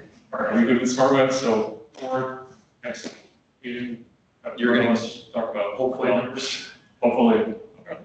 All right, Don, anything? Once, twice, all right, nothing's done. All right, streamline. No, I'm good. Sorry, I had to mute my mic because there's too much noise here. No worries. We move back. All right, streamline guidelines for ARC. Yep, so this is one of the things that we originally had, but we did vote to table this just because we wanted a little bit more discussion between the committees. In the agenda packet, there's the proposed guideline that we would look to move forward at voting on at the upcoming meeting, which would essentially start the clock for the notice period. It's a 45-day notice period that we need to notice the new guideline to the community because it's a change in rules. And then it would essentially, we would be able to start doing that. I would also propose that in the board meeting, we would still motion for that streamline approval legal language that we had at the last meeting, but we need to restrict it to only be the ones that we've already agreed upon between ARC and covenants that this would be streamlined approved. So for example, the doorbell replacement one, which is a one that we have a high volume of still with ARC, we would be able just to move forward with this one and we state this streamlined guideline now applies to this. As we add more design guidelines that the committees are working on together, we would just motion and add them to the, whatever, the amendment. Did I say that somewhat right? Yes. Okay. So for the board of directors meeting, doorbells. Right now, we would be voting for streamline and we'd be voting for the design guideline for doorbell So replacement. they got through joint. Gary can sit there. We don't make him up. They started talking about mailboxes and then we stopped, and then we didn't get through, we were talking about existing. That's right. So, if you want to, You said everything well, Eric. I want everyone to realize that the original list that the board sent us, we looked at with a kind of a, do we really want to streamline these? Because some of them, we only get 1 or 2 applications a year. Right. They're just so rare, streamlining doesn't help for shelters. But painting, mailboxes and others. So what the ARC committee is doing and staff is researching the frequency of design applications now. They're going to give us a list of what is the most applicable items in a given year. And then we will look at, is it worth streamlining this? For instance, it's not worth streamlining a whole landscape because that would take some expertise from Albert and other people in ARC to look at a complete redesign. You don't want to streamline that. Right. But there are other ones that would be streamlined. And we just want to come up with a different list than the one you gave us. Yeah, no, that's fair.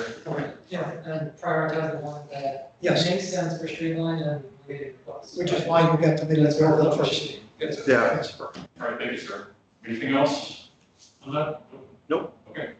All right, I want to get, because I know staffing is important on, landscape architects, so let's try to fire. Pool restroom renovations, Celia? You're on for pool restroom renovations? Well, we got you got your third bid, so you got stuff through bid. No. I have a couple questions about this. Is this all coming from capital? Or is some of No, this? there would be, so there are reserve lines for the interiors of the Okay, pool houses. do you know approximately? So for Lakeside, it was $43,000, but it's parsed out, so there's your reserve study is having you do 1 bathroom 1 year and 1 bathroom 3 years later. Like the men's and women's? Yeah, Oh, which to me doesn't make sense, but they were remodeled at different times previously, so that's what the schedule is at this point. well, in So theory, someone wouldn't see both, allegedly. you know, so. Are we good to table this until the board of directors meeting after the MPI results? No, That's 2 weeks. This was, I don't know if you were, not sure, we were just talking about, this was just a very baseline. The celebration standard, wasn't that, and we're related with that? Okay, I don't know, that's where I think it was to give it like a midway renovation, Yeah. similar to Island Village is what the RFP was put out on. So that's why I think the prices are, where they're at, maybe. So that's why I was curious. So Lakeside is 43,000 For one bathroom. for so total Lakeside would be 43 coming from reserve. Just And- one bathroom. And then how much is for Spring? So having just done a lot of construction, I'm not surprised by this pricing. This seems But I think, we need to talk about it a little bit. in line, but I think that to your point, Katie, we need to decide if it's, I mean, some of this is quite extensive, on what we're doing. But we need to kind of decide on, Well, my big question is, who's gonna project manage this right now with where we're at staff-wise? I thought we would just change the toilet bowls and the sinks and the vanities and painting. You can't, I, you can't do that with that restaurant, because those floors are hideous, the walls, Yeah. the ventilation fans need to be changed out. The fans that are in there aren't even industrial fans, they're commercial Yeah. fans, they're for a 10 by 10 room. okay. Who covers the two, should the air conditioning, right?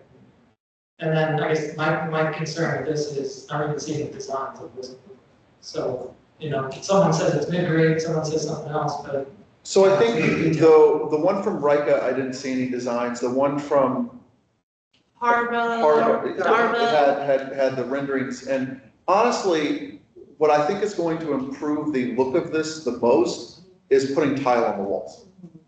I mean, I think that's, right now you look at it and you see concrete block on the wall, and you go, this doesn't look right, Yeah, but it's So for Spring Park, you have 85,000. 85. tiles Okay. on the wall. One more What's on question. the wall now is indestructible. You have a lot of people that go into the bathrooms. So when, That cinder block just needs to be painted. It's indestructible. when we walked the bathroom with the vendors, we said, keep in mind that these are highest traffic bathrooms. They are used by the swim teams, they're used by the residents, they're basically a locker room, but they need to be functional as a locker room, but we want them to have an aesthetic appeal similar to Island Village, not that nice, but similar. I think the way that I look at it, and I know it sounds a little silly, but you compare this with a lot of commercial restaurant facilities that you go into today at like fast food locations. So you go into a McDonald's bathroom, they have tile on the wall. And I can't imagine that McDonald's is putting tile on a wall if they're concerned about durability or. They don't have people with swimming suits and swimwear No, but and they have going homeless in. But they have homeless people that use it, they have people that shoot drugs up in the bathroom Okay, and bang one the time. wall. I mean, it's, So You what the last bid that we got it today from the KV design, they note that there's substantial cost savings if you lower the tile from 8 feet to 6 feet. So there are some value engineering that each of them have noted in the proposals. I think if you want to do kind of a partial next step, it's narrowing down what vendor you want to use based on kind of what they've proposed here, and then have a discussion of better design and value engineering. So to Amy's point right now, with abandonment, where does that fall? I mean, that would be on you. Who's gonna manage this from an vendor's perspective? Hopefully a new community manager. It would be my new community manager, because we wouldn't start this summer until school starts.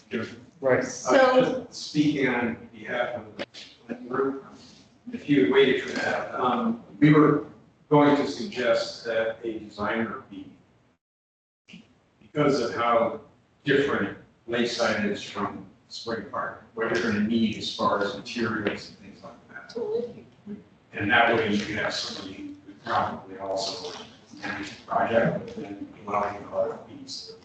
well, I think what Jim was saying, like, one option maybe could be, and that's what I was kind of also wondering, maybe like where East Village and North Village is, and they're, So we didn't do North Village because Master Plan Committee was also talking about that meeting room, and there's more opportunity with that meeting room and changing Okay. that around. East Village does need a facelift as well. if maybe we did an RFP for design, So this was bid out as a design build. But, and then we got like a design to where it could all be kind of like, consistent and more of like a consistent theme for all three of those bathrooms. And also being a little bit of bigger project, we might be able to get some more bids in, and then once we get the design approved, bid it out to contractors. I think the challenge is that from a funding perspective, we're not gonna have the money to do all of them at once.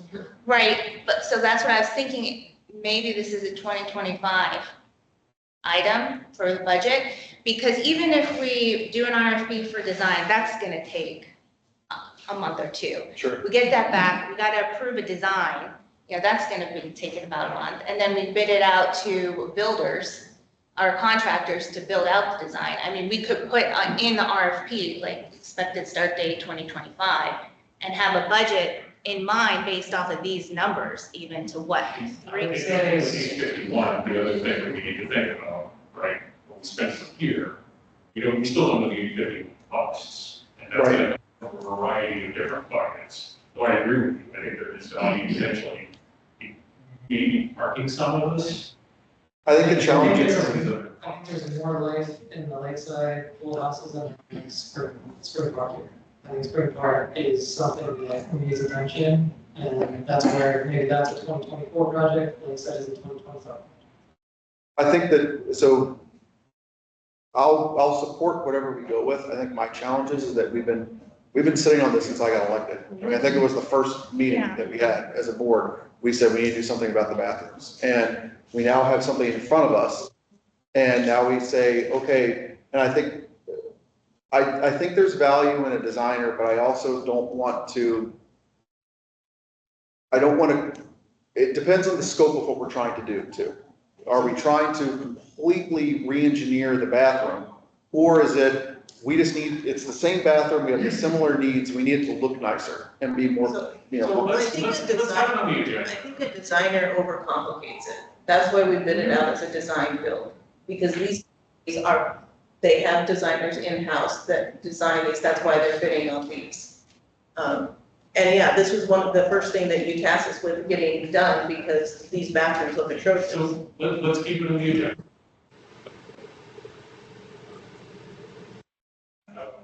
Katie when Celia originally brought this up, it was about improving the appearance of the bathrooms, and I think we're making it bigger than it needs to be. Again, repainting, new fixtures, new floor, that's going to go a long way toward making those bathrooms look better. So I think maybe a half seat would be, can we have Jeffrey look at it? Look at what? Where to put toilet bowls? The proposed, yeah, I know, but look at the proposed design. Well, we could have, if we want to stick with these bids, and we want to maybe narrow it down between two, we could invite them to come to a workshop to kind of like go over what they're proposing, because I think some of them said that, you pick out the colors, there is stuff that would need to be chosen. So if we take maybe two of them and kind of have both of them present, similar to the playgrounds. Sure. See what they're presenting and kind of like then go from there. Yeah, I think that's smart. I think that. But I don't think we should start anything until we have like full staff in place. Well, the intention with this project was never to start until school starts, because there's too many people in the bathrooms in the summers. Right. But also, one more thing, the new person that comes on, they're gonna project manage this? Yeah. Consider as a, let's Go ahead, sorry. not make a suggestion. There's a lot of people in town that are really experienced in the construction industry. Why don't you set up a small committee of 3 people, say, to project manage these things, to oversee it for the residents, so that the residents feel like they're part of these massive numbers for a toilet. Let's get it right here, they're a restaurant, they're not a hall. And maybe that would then be a format to start looking at other projects, that if you've got a reliable group of people that is experienced in the construction industry, experienced in contracts in the construction industry, experienced in managing contractors, not paying them before they've done anything. And then you've got residents that feel like they're part of this, rather than you just saying, well, we're going to do this, and if it all goes wrong, and the contractor goes off, and there's a lien against the property, where if there's residents that are doing this stuff all the time, or have been in their careers until they retire, then surely that's got to be, it's free. It's not going to cost you any money. So I think that's, I mean, should this be? no, I would, so I think the comment is valid, and I think the comment comes to what we were talking about from a maintenance committee at one point in time, something similar to that, which is able to handle these type things for us. And so I think some of these things can be done in parallel. I think I would, to Lauren's point, we're not gonna do anything over the summer. The summer's over next month. Yeah, but I think that, you know, we need to bring forward these folks that have put together, because honestly, I'm kind of impressed at what we've gotten back just from, So should we you know, pick two? I'd be fine seeing all three, because. All three? the one Okay, that's is- fine. The one is much cheaper than the other two. I think and this who knows person if actually there is does work good in quality. Two of them. What are we putting on the agenda? You want to vote on a finalist meeting? Because we're not voting anything today. We're saying on the agenda, we're going to agree to bring finalists. I think we would bring finalists, and at the same point in time, we would also explore at that time, whether or not we do like a resident maintenance committee or something like that, and this could be their first exception. We trial this out. Don's gonna disagree with me. Don? Yeah, well, I am actually going to disagree with you slightly. I think we should bring in the three. I think we should talk to them about the bid. I think we should tell them in advance we'd like to see what things could be cut to bring this down, because we are spending a lot of money. We're spending money like there's no tomorrow, and I don't know where we're going to get all this money in the next budget, because we're going to be bleeding things dry right now with so many projects. I'd like to, I want to go back to Celia's point. I want to make them look nice. I want to make them look functional. I don't think we need to make them a showcase. Thank Their you. bathrooms.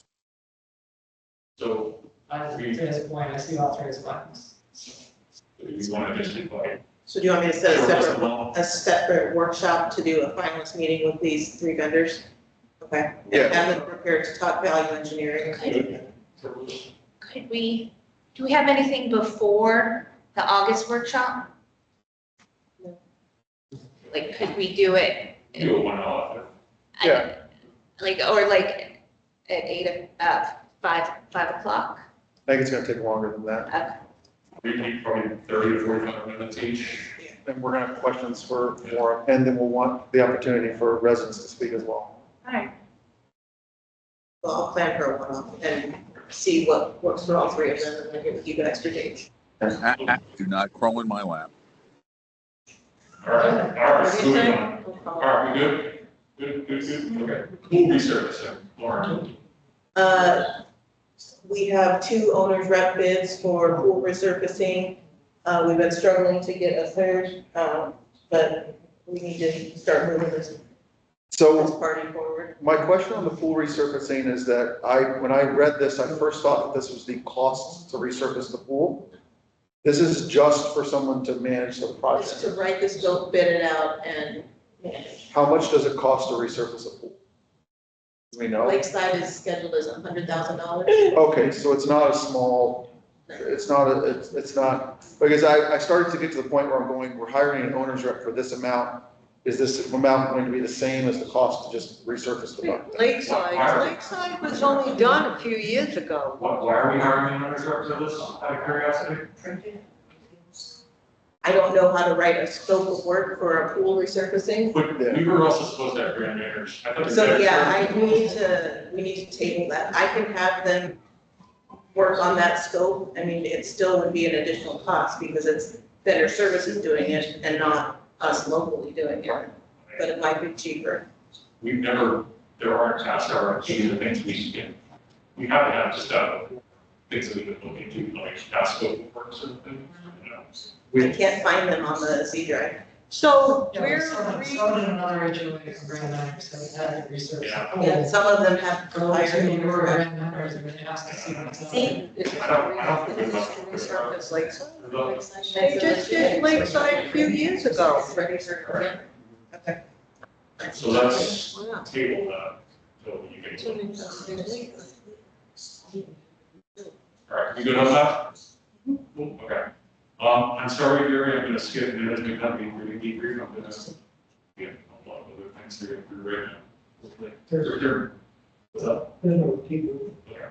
Procurement, we use some time. Where do you see that? H. So the vendor services is preparing something for you guys to provide for you about procurement, process, RFPs, all of that best practices. So that'll be August workshop? Yeah. But that's budget also, so how are we gonna fit that in? Can that be one-off one? I think they go hand in hand, to be honest. Because some of the procurement process is where we're gonna impact some of our budget process as well. And I think it's also us just getting a clear correct me if I'm wrong, if I'm not understanding what we're doing, but part of it is just understanding what Grand Manners can offer us from a procurement business practice standpoint that they do, right? Okay. They came in last year and they had a newly developed vendor service arm, which was kind of an end-to-end procurement. They wrote the RFP, they identified the vendors, they even project managed the vendors. Yeah, but that's on projects in the six-figure range. So, okay, I would pitch to them, I hate to say it, the bathrooms, or pitch to them the pool resurfacing and say, hey, we want to see how you guys do. Give it to us for free. See this process. This is how we test you out. And honestly, the pool resurfacing might be a good one because that's relatively straightforward. I mean, it's pool resurfacing. But if we can get free for bathrooms. If we get free for bathrooms too, yeah, I'm gonna try it, but I think, to me, it's one of those things where if we give them something complicated, like the bathroom piece, Yeah. they're gonna blame it on the process is too complicated. If we give them pool resurfacing, It's a pool. it's a pool, it needs to be resurfaced, there's companies that do it. And if you can't do it. If I had a pool, I'd call people who did pool resurfacing and get 3 bids. Yeah, so I think to me, this is one of those things where we either need to, I don't know, I don't want to say that we don't need to go through an RFP process on this, but I also think that this is more of we just need to get 3 bids from reputable pool resurfacing people, and we can find out who the county has used, who, I mean, there's other government. Who Disney has used. That we can figure out, what they've done. Perfect, yeah, so I think that's something, but I do think we can float the idea through the vendor services team to say, can we try it out? Opportunity to earn more business. Exactly. Yourself, do it, and we'll see how you guys do. And I think part of what I want to talk about with procurement, I don't know if vendor services is going to be able to affect certain things, because some of these are policy decisions about $5,000 or more, sending things out. So some of those things we have to have little conversations about. Even some things about, we were talking, we don't put our RFPs on our website. So I think we're not doing justice to the larger vendor network out there. So I think are there ways for us to grow past those beyond just kind of celebration in Osceola County? We can have that discussion a little bit later, but it's something that we need to start thinking about because I think we're seeing this in the fact that people aren't bidding on this or the quality of bids or whatnot. So To your point, right, is that people aren't seeing it, that they can't bid on it, or they're seeing it and they don't.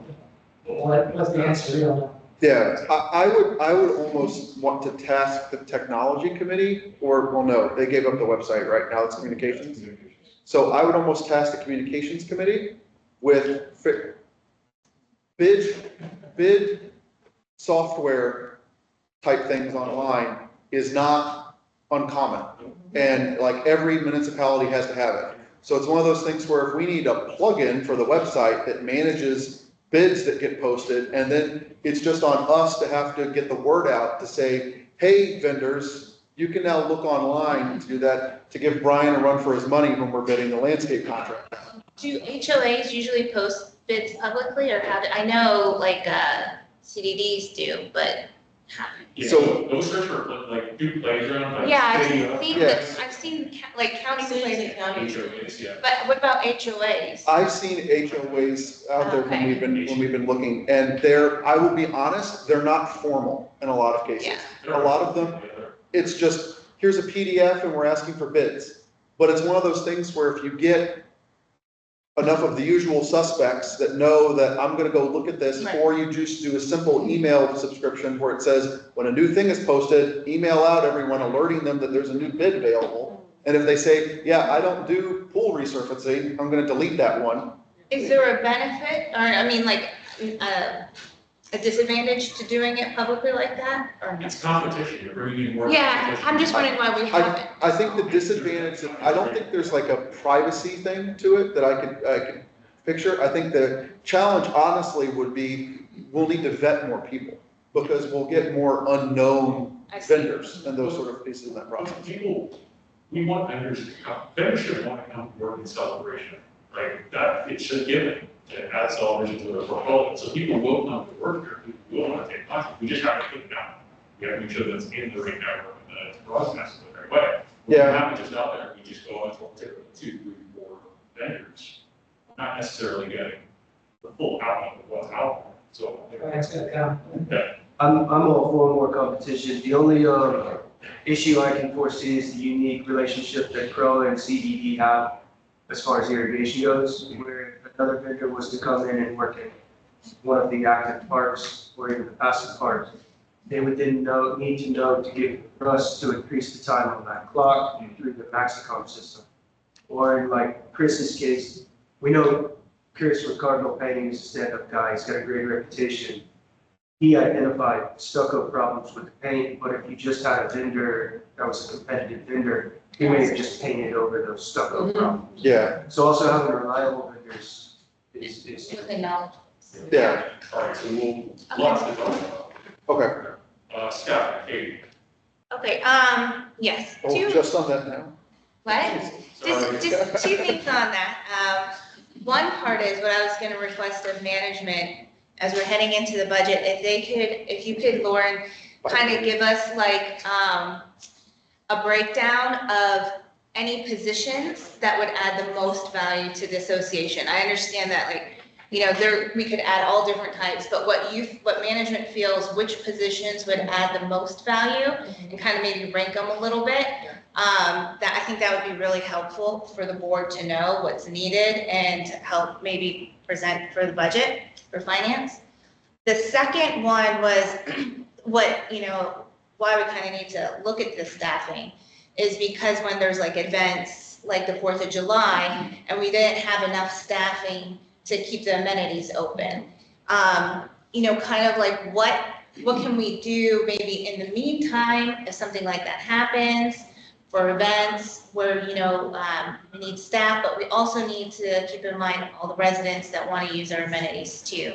So, well, just on events alone, it's a huge tax on just pure operations. Because every time I have an event, I have to adjust people's schedules so they can then set up the event, work the event, tear down the event. So that's taking out of your just standard operations. The teams that get pulled from that the most are maintenance, which is, a big hit to us. Parks and Rec, which is a big hit in terms of making sure the amenities stay open and functional. And then the next one is the inspectors. Those are the 3 groups that are tagged with those. There's over 1,000 staff hours a year that are used on the larger events. So I think you need to look at either paring down your events, hiring out to temp workers. We've hired temp workers a little bit this year if we could fit it into the approved budget. But those are things that are really taxing on the staff. So Okay. Has ever used any type of volunteer program to assist in any events? So, Is there somewhere that, with a group that can help maybe bridge a gap rather than pulling everyone from finance out to the extent something that Yeah, let's hear it. I would say while I appreciate your staffing challenges and Aaron responding to all my inquiries regarding the issue for the 4th of July, I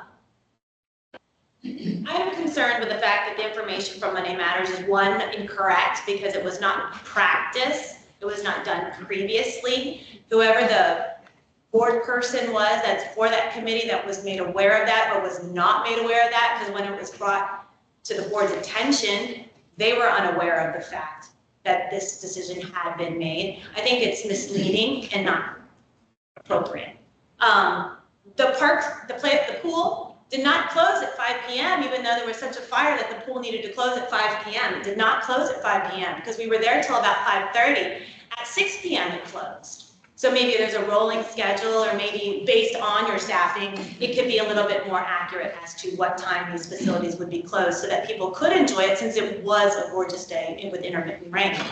Obviously, we're sensitive to the fact that these things happen, but personally, being in Island Village, I don't know necessarily how many people in Island Village went, so I don't know like utilization for the shuttle that's there. But I do think that for residents, especially since we pay for the amenities and we are here permanently, it would be wonderful to have the option to use what we have. Whether it be a volunteer from Parks and Recreation Committee who may or may not be in that particular village to kind of just hang out, that's one thing. I don't know if there were any incidents. I don't know, when I looked at 6:30, there was the younger gentleman there telling the people from Island Village that the pool was closing. That family had no problem leaving. It was not a big deal. So I just think that the communication can be better. The solution, you know better what your staffing is, but it should be accurate and the board should be informed. It should not be a surprise. And I shouldn't have to look at it on my way home, just kind of casually saying, well, what's the email? Because we all get Monday Matters. Yeah. And we want to believe Monday Matters. So I think one of the pieces that I would like to see is if there's a proposal for an event that's going to impact amenity operations, it has to be noticed and come to the board for approval. And I think and I get that there's going to be sensitivity with that with the Parks and Rec Committee. But I think that, lifestyles. But I think that we need to, if there is an impact to an amenity, whether it's the same like we did with the cyclones, with the swim team. That came before the board, right? Because we knew there was going to be resident impact to an amenity. And I think that we decided as a board, we said, look, we're doing this, it's noticed at a meeting, here's where it is, and here's where it's out. I think that, so if any events impact the operations side of it, I think that has to go to a board vote. If anything, just for us to vote on it, but then also for it to be noticed to the community, not only in a meeting, but then also if we turn around, honestly, then they can't blame you for it, they turn around, they can blame the board.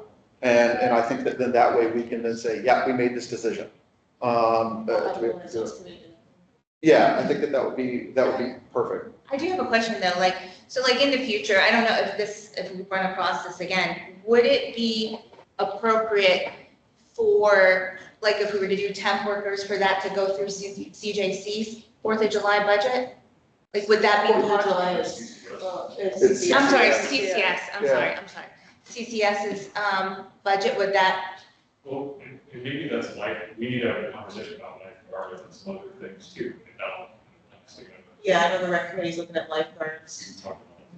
So I think from a staffing related piece, I think the short answer is we don't want events to have a significant negative impact on staffing. So if we need to hire staff labor, look at volunteer labor, look at something that we need to be able to do, that needs to be communicated to the lifestyles committee, whether that's we do that as a board, that we need to talk to them and give that direction to say, just so that you understand, if there's going to be impact, there may need to be budget in here for hiring someone to set up chairs. There's a secondary lifestyles budget that includes temp workers to work the events.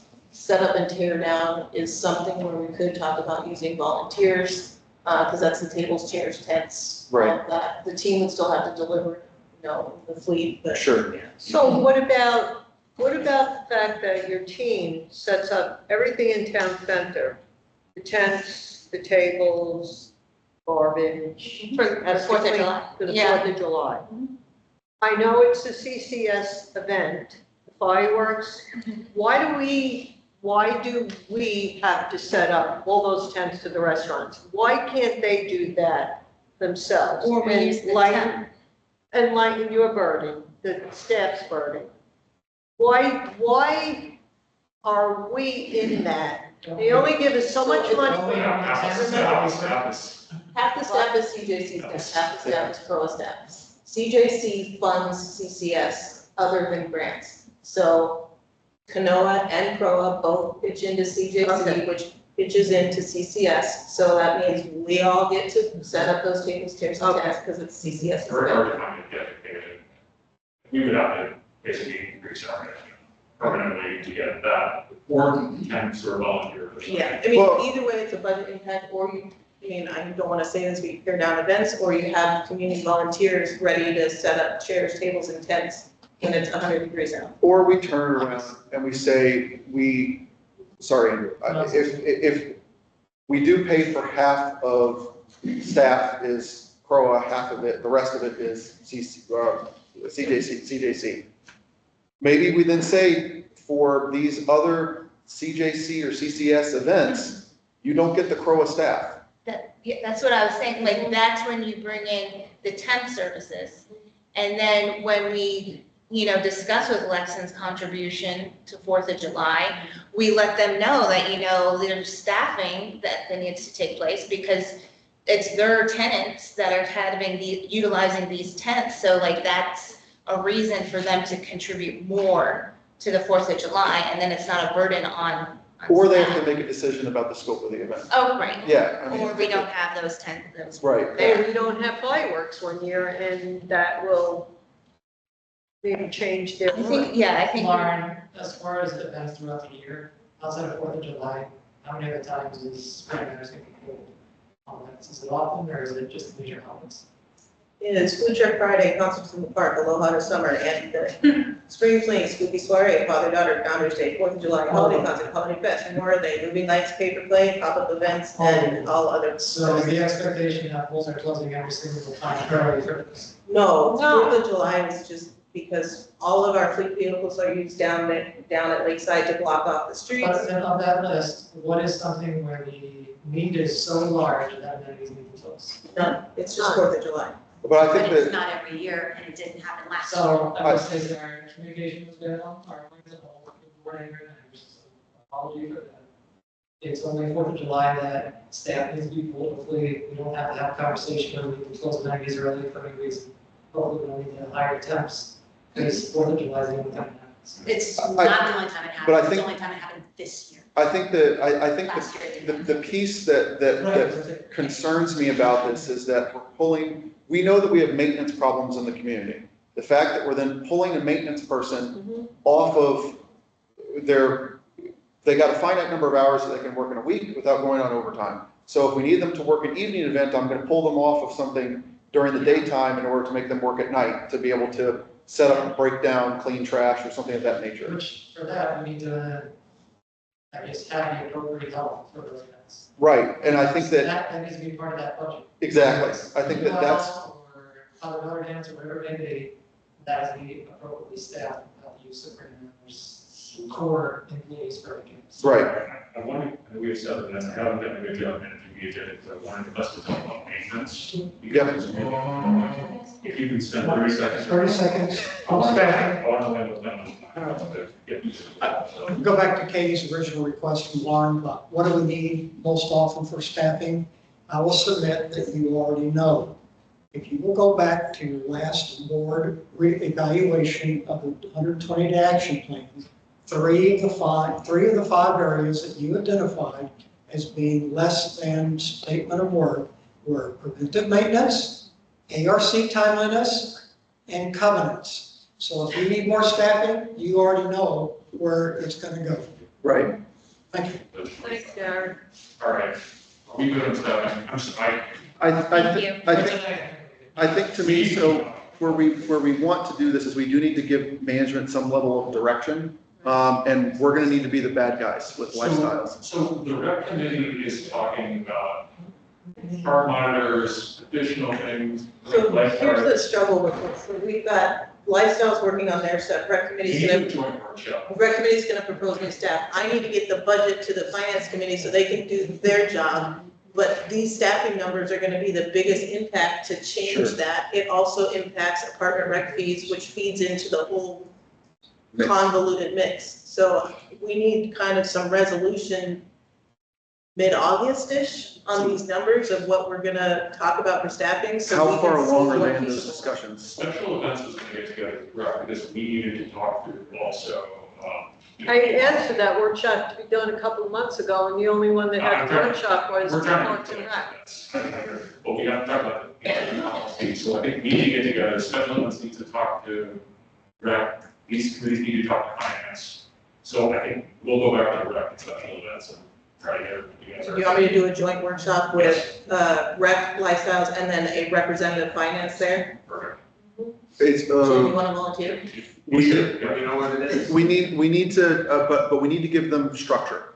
The ask is that we need to know what their staffing ask is or what they are proposing so that we can figure out the budget perspective. Because otherwise, Yeah. I don't mean to sound like a jerk, but they're not gonna talk about staffing. They're gonna talk about events in general and these sort of things. We need to give them a specific action that we need to know.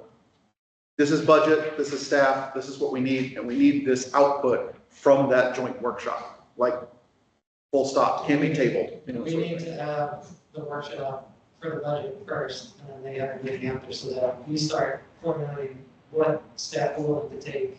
And then from there, they can massage it of, oh, like some more here, we don't need this one, and so forth. So don't you need input, you probably need that.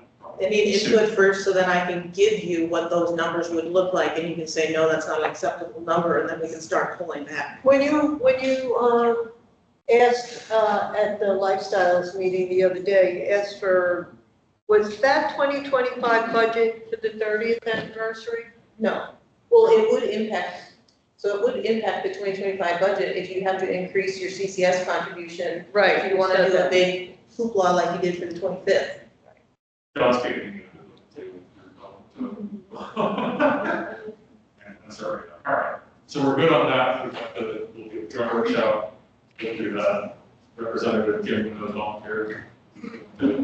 Voluntold. Yes, okay, good, all right, equal level funding program. So this is what was recommended by your pool vendor. Sorry, we didn't talk about the landscape architect. Yes. Oh, let's keep our. I have a really short one. I think we need one and we should hire out. Yes. Okay, sounds good. I agree.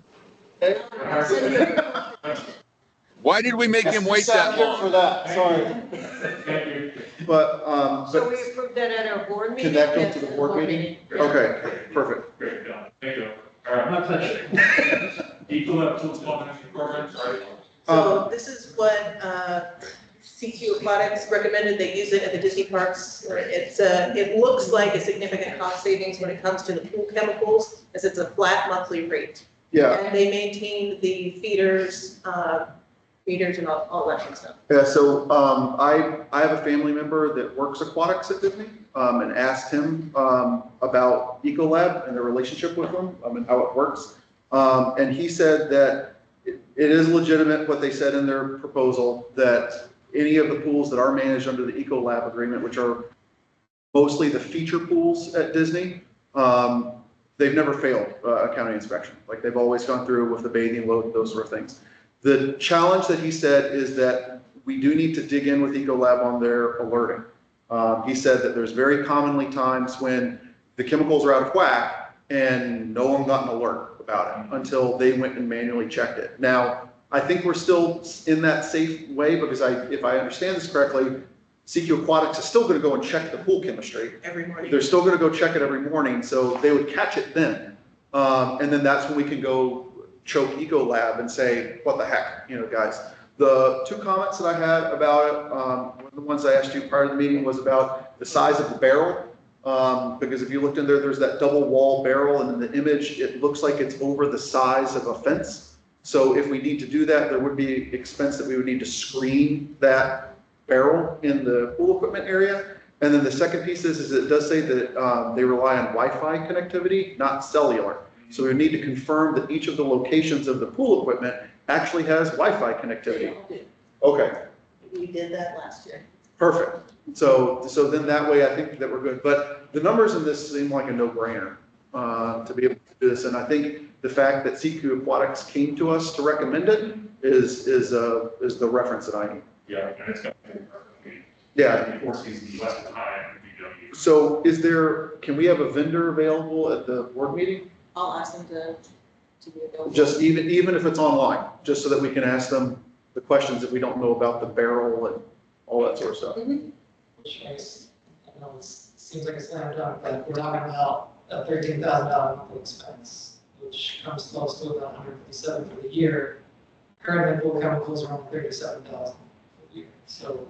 But are we over on pool chemicals already? Even though, I think it's a positive of doing it, but know that there's a cost to it. That Oh, sure. It's not a one-for-one of, we lose pool chemicals, but then we get this service. I think this gives you some benefit of less downtime with the pools because your feeders are breaking, your filters aren't functioning, your pumps aren't functioning. They're maintaining the equipment for you as well, so it's less downtime. Yeah, which that's the other thing, between, I guess, the full contract and full repairs on the budget, how much of those go down because we're using this budget, right? Because we don't repair things as Well, your much. pool contract doesn't go down, that's what CQ applies. Right. That's just your daily cleaning, check, filter check, all of that fun stuff. So that's not effective, but hopefully we'll save some repairs as well, so that gap isn't as large as it is. Just two things on the contract, was looking, section 2, customer commitment. It almost seems like CROA or Grand Master's employees checking water levels, they have not necessarily done. That's what your pool vendor does. That's CQ. So Yeah. that's what they're doing, that's already covered, nothing right there. And then, the overuse of no-charge chemicals, that the equipment's prepared to handle the service accurately, things of that nature. So what maintenance program or confirmation we need to show that our pools are running correctly, so they're not overusing chemicals that then they're charging us for. I'll dig into that. That's the two things that, yeah, I mean, I think it makes sense to do it. Yes, it'll cost more, and we do one nice things, we gotta pay a lot, we gotta pay up for it sometimes. This seems like something we need to. Makes sense?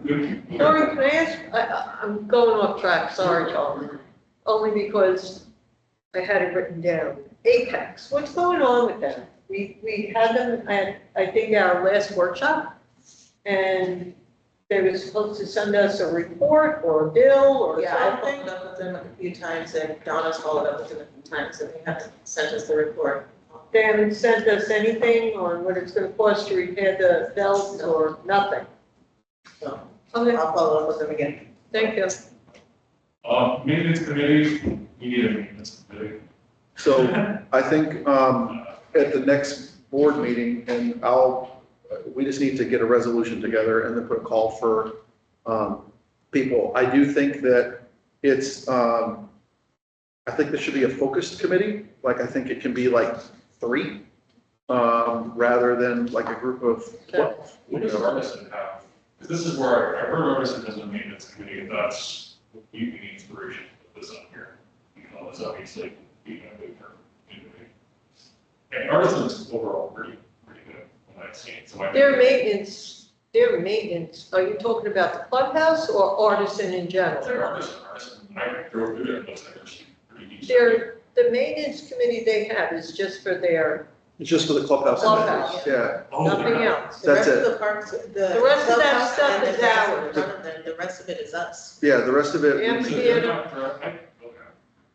Well, then this would be, That's why I yelled at Brian about Green Square. oh. So, yeah. Well, I don't know the 3 people.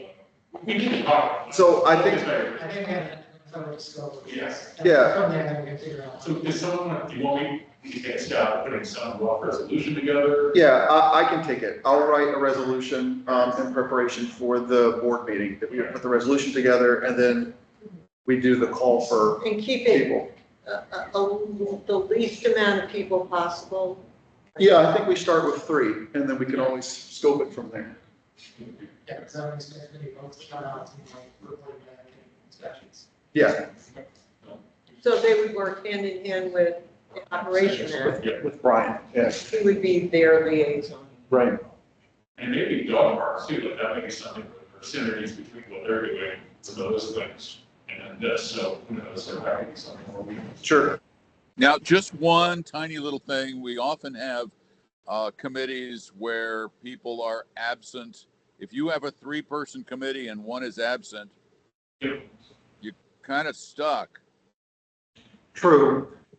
I also don't know what they would vote on. Yeah, they're not voting on it. You Okay. may get a lot of term out of this too. Yeah, that's fair. It's an inspection. So Yeah. it's purely an advisory function. Right. Yes. All right, well, thank you for volunteering. Yeah, a maintenance advisory. Yeah, if they want to put together a volunteer maintenance committee for a work project, knock themselves out, but they don't need to be a member of the committee. All right, top line is on, Celia, do we? We did talk Good. Celebration High School swim meets at Lakeside Pool. This is from the rec committee, they'll be recommending this to the board, it'll be on your agenda. Retention policy for resident database records. Yeah, there's just something that, I think 7-year policy is usually what it is, but for the database that houses all the inactive homeowners, what policy should that be? So I know I said, Lauren, she's looking into it, but something I think we just need to close that gap to make sure there's appropriate retention policies on keep our data so that we're not liable if something happens. Is Slate or they engaged on that conversation? Yeah, I mean, it's purely 720 driven, so it's where does this fall under in these categories? I'm guessing it's gonna Isn't be it 7 years? Yeah.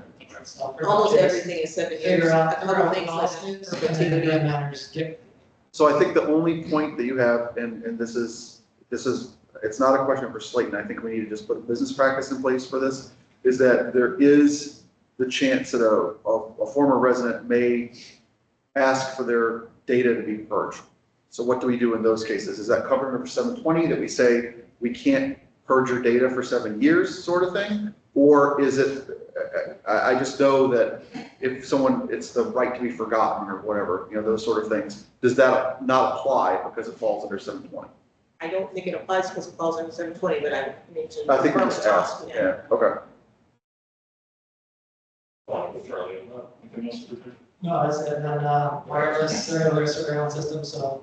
We're gonna put one here. From prior conversation. No. Is there a question for you before?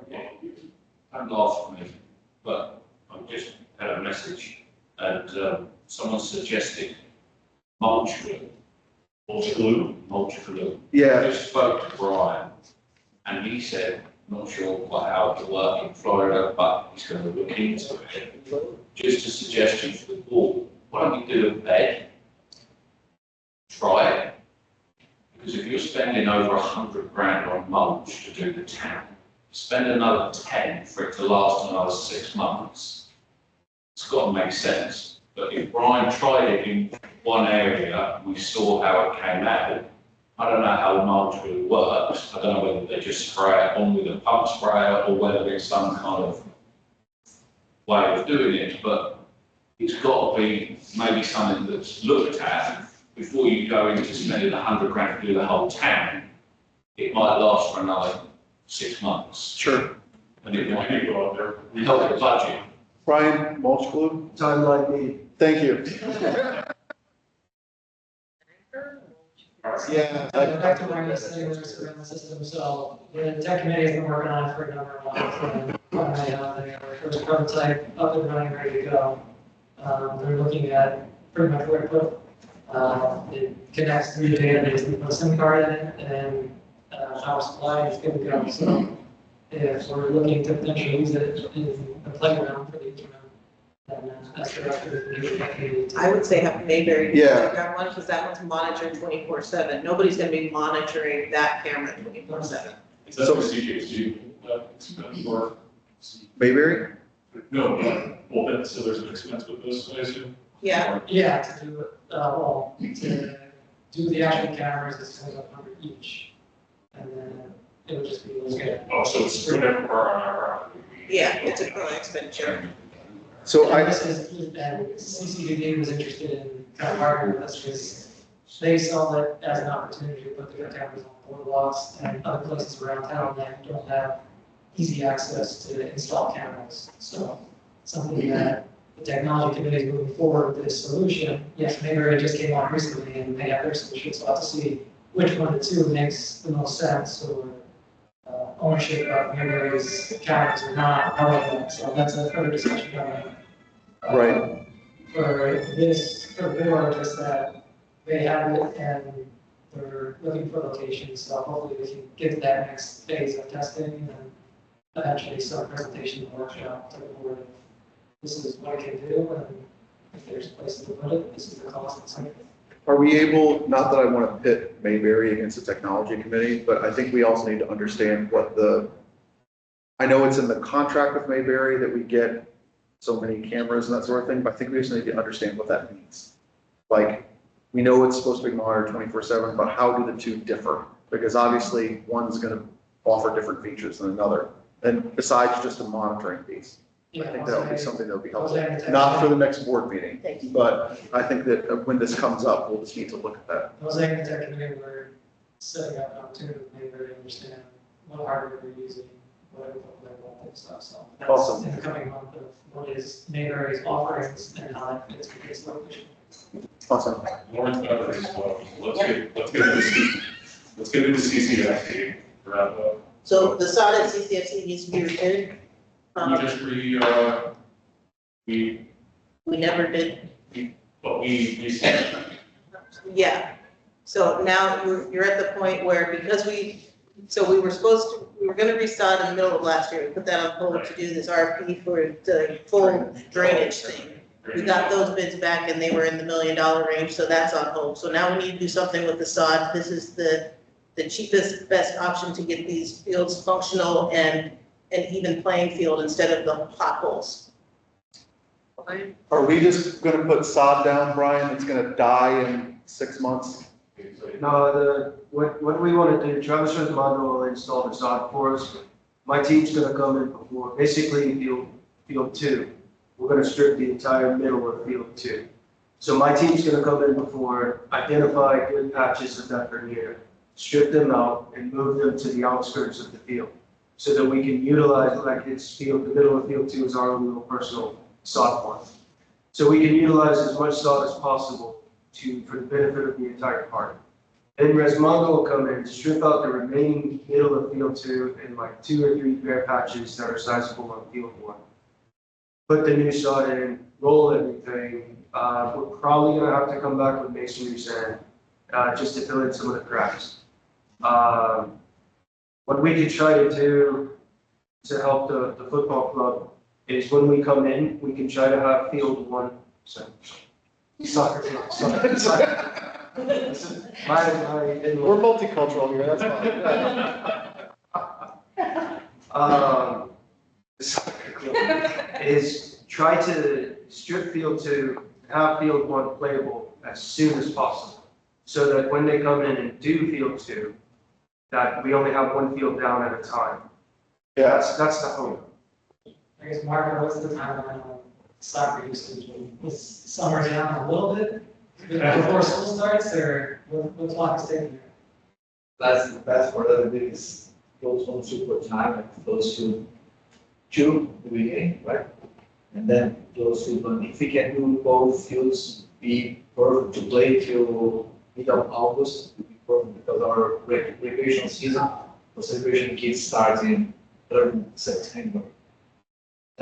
If we don't have the money to spend, at least receiving both fields, those one per time for 21 days, will help us a lot. It's really bad. Yeah. Yeah, they're all of our. And thank you, Lauren, you did a great job with everybody. We did close the field for the kids, so we could play. Welcome the flag football. There across, everybody's there with everybody there. So you guys really. There's more options in town, right? There's this field back here, it's terrible, but it can be made into a playable field. And there's the greens over in North Village. It's not great, but it can be made into a playable field. We should be able to help Marco and be able to rotate onto these other fields throughout the day. I don't think there's ever been a program like that in place. So I'd love to try to push that forward, but we should be able to rest the fields and maybe potentially give them one more field to play on. we didn't actually talk about the drainage codes, those didn't even make it into the board. They were on work. They were on Yeah, we workshop, spoke they about said, it, but- We didn't, yeah, we didn't actually vote. No. We did not, we just talked about it. They were table, a table. we saw, yeah. We saw the prices, you made a comment and said, No, I think they were going master plan advisory group. They went to Yeah. rec committee recommendation. I still worry that like at some point, these costs continue to have. It's a time bomb? it's a So time. the rec committee's recommendation was to kick it to MPEG, but with the caveat of they recommend turfing field 2 and fixing field 1, so it's sod. And that was around, do you remember how much? Millions? Over $1 million.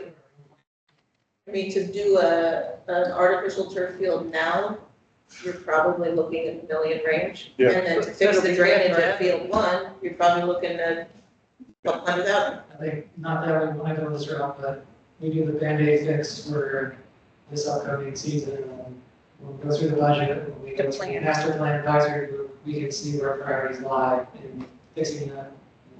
What we do with CCFC fields in general. Yeah, this we could do now. I know, master plan. Maybe we can have a good ideas come to the CROA. We could. Right. There's one other issue we're facing on the fields, and this has been a dormancy issue. Goose grass has popped up, and if you've seen any of the fields, you've noticed it. It almost looks like mondo grass growing in the middle of the fields. I had talks with the pest control team, and they are working with me to increase treatments on it. They understand that, you know, we've inherited this problem and that it's going to take a little bit of time to fix. I sent Lauren an email tomorrow. They're going to treat, I think, the majority of our Bermuda fields, if not all. We have to follow behind them tomorrow and run the irrigation for 25 to 30 minutes per area that they're at. So that will be happening tomorrow. It's a temperature sensitive product that they're putting down, and there's a good chance that we are going to see some brown tip through the fields. So if there's a Bermuda field, Greens, Spring Park, the athletic fields, they may look a little brown in the near future. It's not dying, it's not a lack of irrigation. It's the product we're using to try to eliminate the goose grass. I recall at a meeting previously that we may have talked about some signage. We have said signage. Oh, you do? Maybe we could trial it out. You want to make signs or get stuff ready for the next board? Listen. Charles is really at his last word here. Please don't. The timing on the fields, is that something we need to do ahead of time for the board rec meeting, or is it okay? We have it. We have it on the agenda for 30, There's about a 3-week delay in getting to Bermuda, and it's probably coming from North Carolina. Such a quantity we're ordering, we can get full semi trucks down here. So the sooner we have approval, the sooner we can get it into motion. I mean, with 30,000, we just either vote on it tonight or we just do it email. You can't put it in. And then we do 3 emails to approve it this week. Get that out right. We're in impact on our apartment buildings, and we have an opportunity not to. I know we can't do it tonight, but just. So the option, what's our notice period? 40. So we could technically call a special meeting for 48 hours. We do it online. Do a Monday morning meeting. Do a Monday morning meeting or Monday meeting, whatever. We just need to have a quorum to vote on it. That's it, right? Or can we just give the warrant information to 30,000 until then? You can't do that. You can't do that without notice. When we have this. Can you wait 2 weeks? Yeah, for the meeting, I mean, yeah, I can, yeah. So, I mean, it's 4 to 6 weeks for getting the Bermuda down here, and then that's scheduling Travis's Mondo to install, which is putting you well into August. 5 weeks. Yeah. The more time we have the sod on the ground before the season comes early, the better. Just to make clear, we are part of the solution, we are not complaining. Just for them. We are part of the solution. I mean, I think we need to do the agenda at this point for meeting. We can't take a vote now. It's already been Why? decided. What? Why? Because It's only on We're in a the discussion, you actually, it's. So your options We had are, an emergency vote that Don called when we talked about moving Lauren out of 851. We did an emergency, It's already, but that the agenda's wasn't- already been adopted, this needs to that be a wasn't separate spending meeting. money, and that was just giving me authorization to get. We can't do that tonight. okay, It's- so we So do your that. options are the board meeting, or you call a special meeting on, before the board meeting. It's. I have a whatever dumb, everyone feels. look, okay, dumb question. Are we gonna vote on this at the meeting? Like, I think that this is a no-brainer that we're gonna do it. I don't have a problem with hopping on a call for 10 minutes. I don't either. So I think that if we want to, because Yes. if we're trucking grass down from North Carolina for crying out loud, we better get in line. Because there's gonna be other people that are gonna be ordering it the same things are. So I would say call special meeting for, either, we gotta have 48 hours. So Monday's So you do early, it like- Monday, and we notice it out to the community to say that we're doing this, and that's, I would make a request that we do not call it an emergency meeting. No, it'll just be a board You meeting. just call it A special a meeting? board meeting, yeah. Emergency is less Yeah, than we can wrap it. 48 hours. We don't have to ratify it, because it's technically a notice of Yeah. meeting, as long as we have quorum. So it would be a special meeting. It'd be No, just- it's not a just- special meeting, it's just a board Just meeting. a board meeting, Because it's 48 hours ahead of time. Are you able to do 100% or? Yes. yeah. Okay. It's, all right. Anything else? Monday, Make it so. Anything else? Monday, Lauren? Yeah, I'll send out a doodle poll for It's a the time. dumb question though, Brian, if we vote on this on Monday and we save you a week and that sort of thing, can you place the order the same day? Does that actually help you? Yeah, if you vote on it on Monday, Lauren tells me it's approved, it's ordered.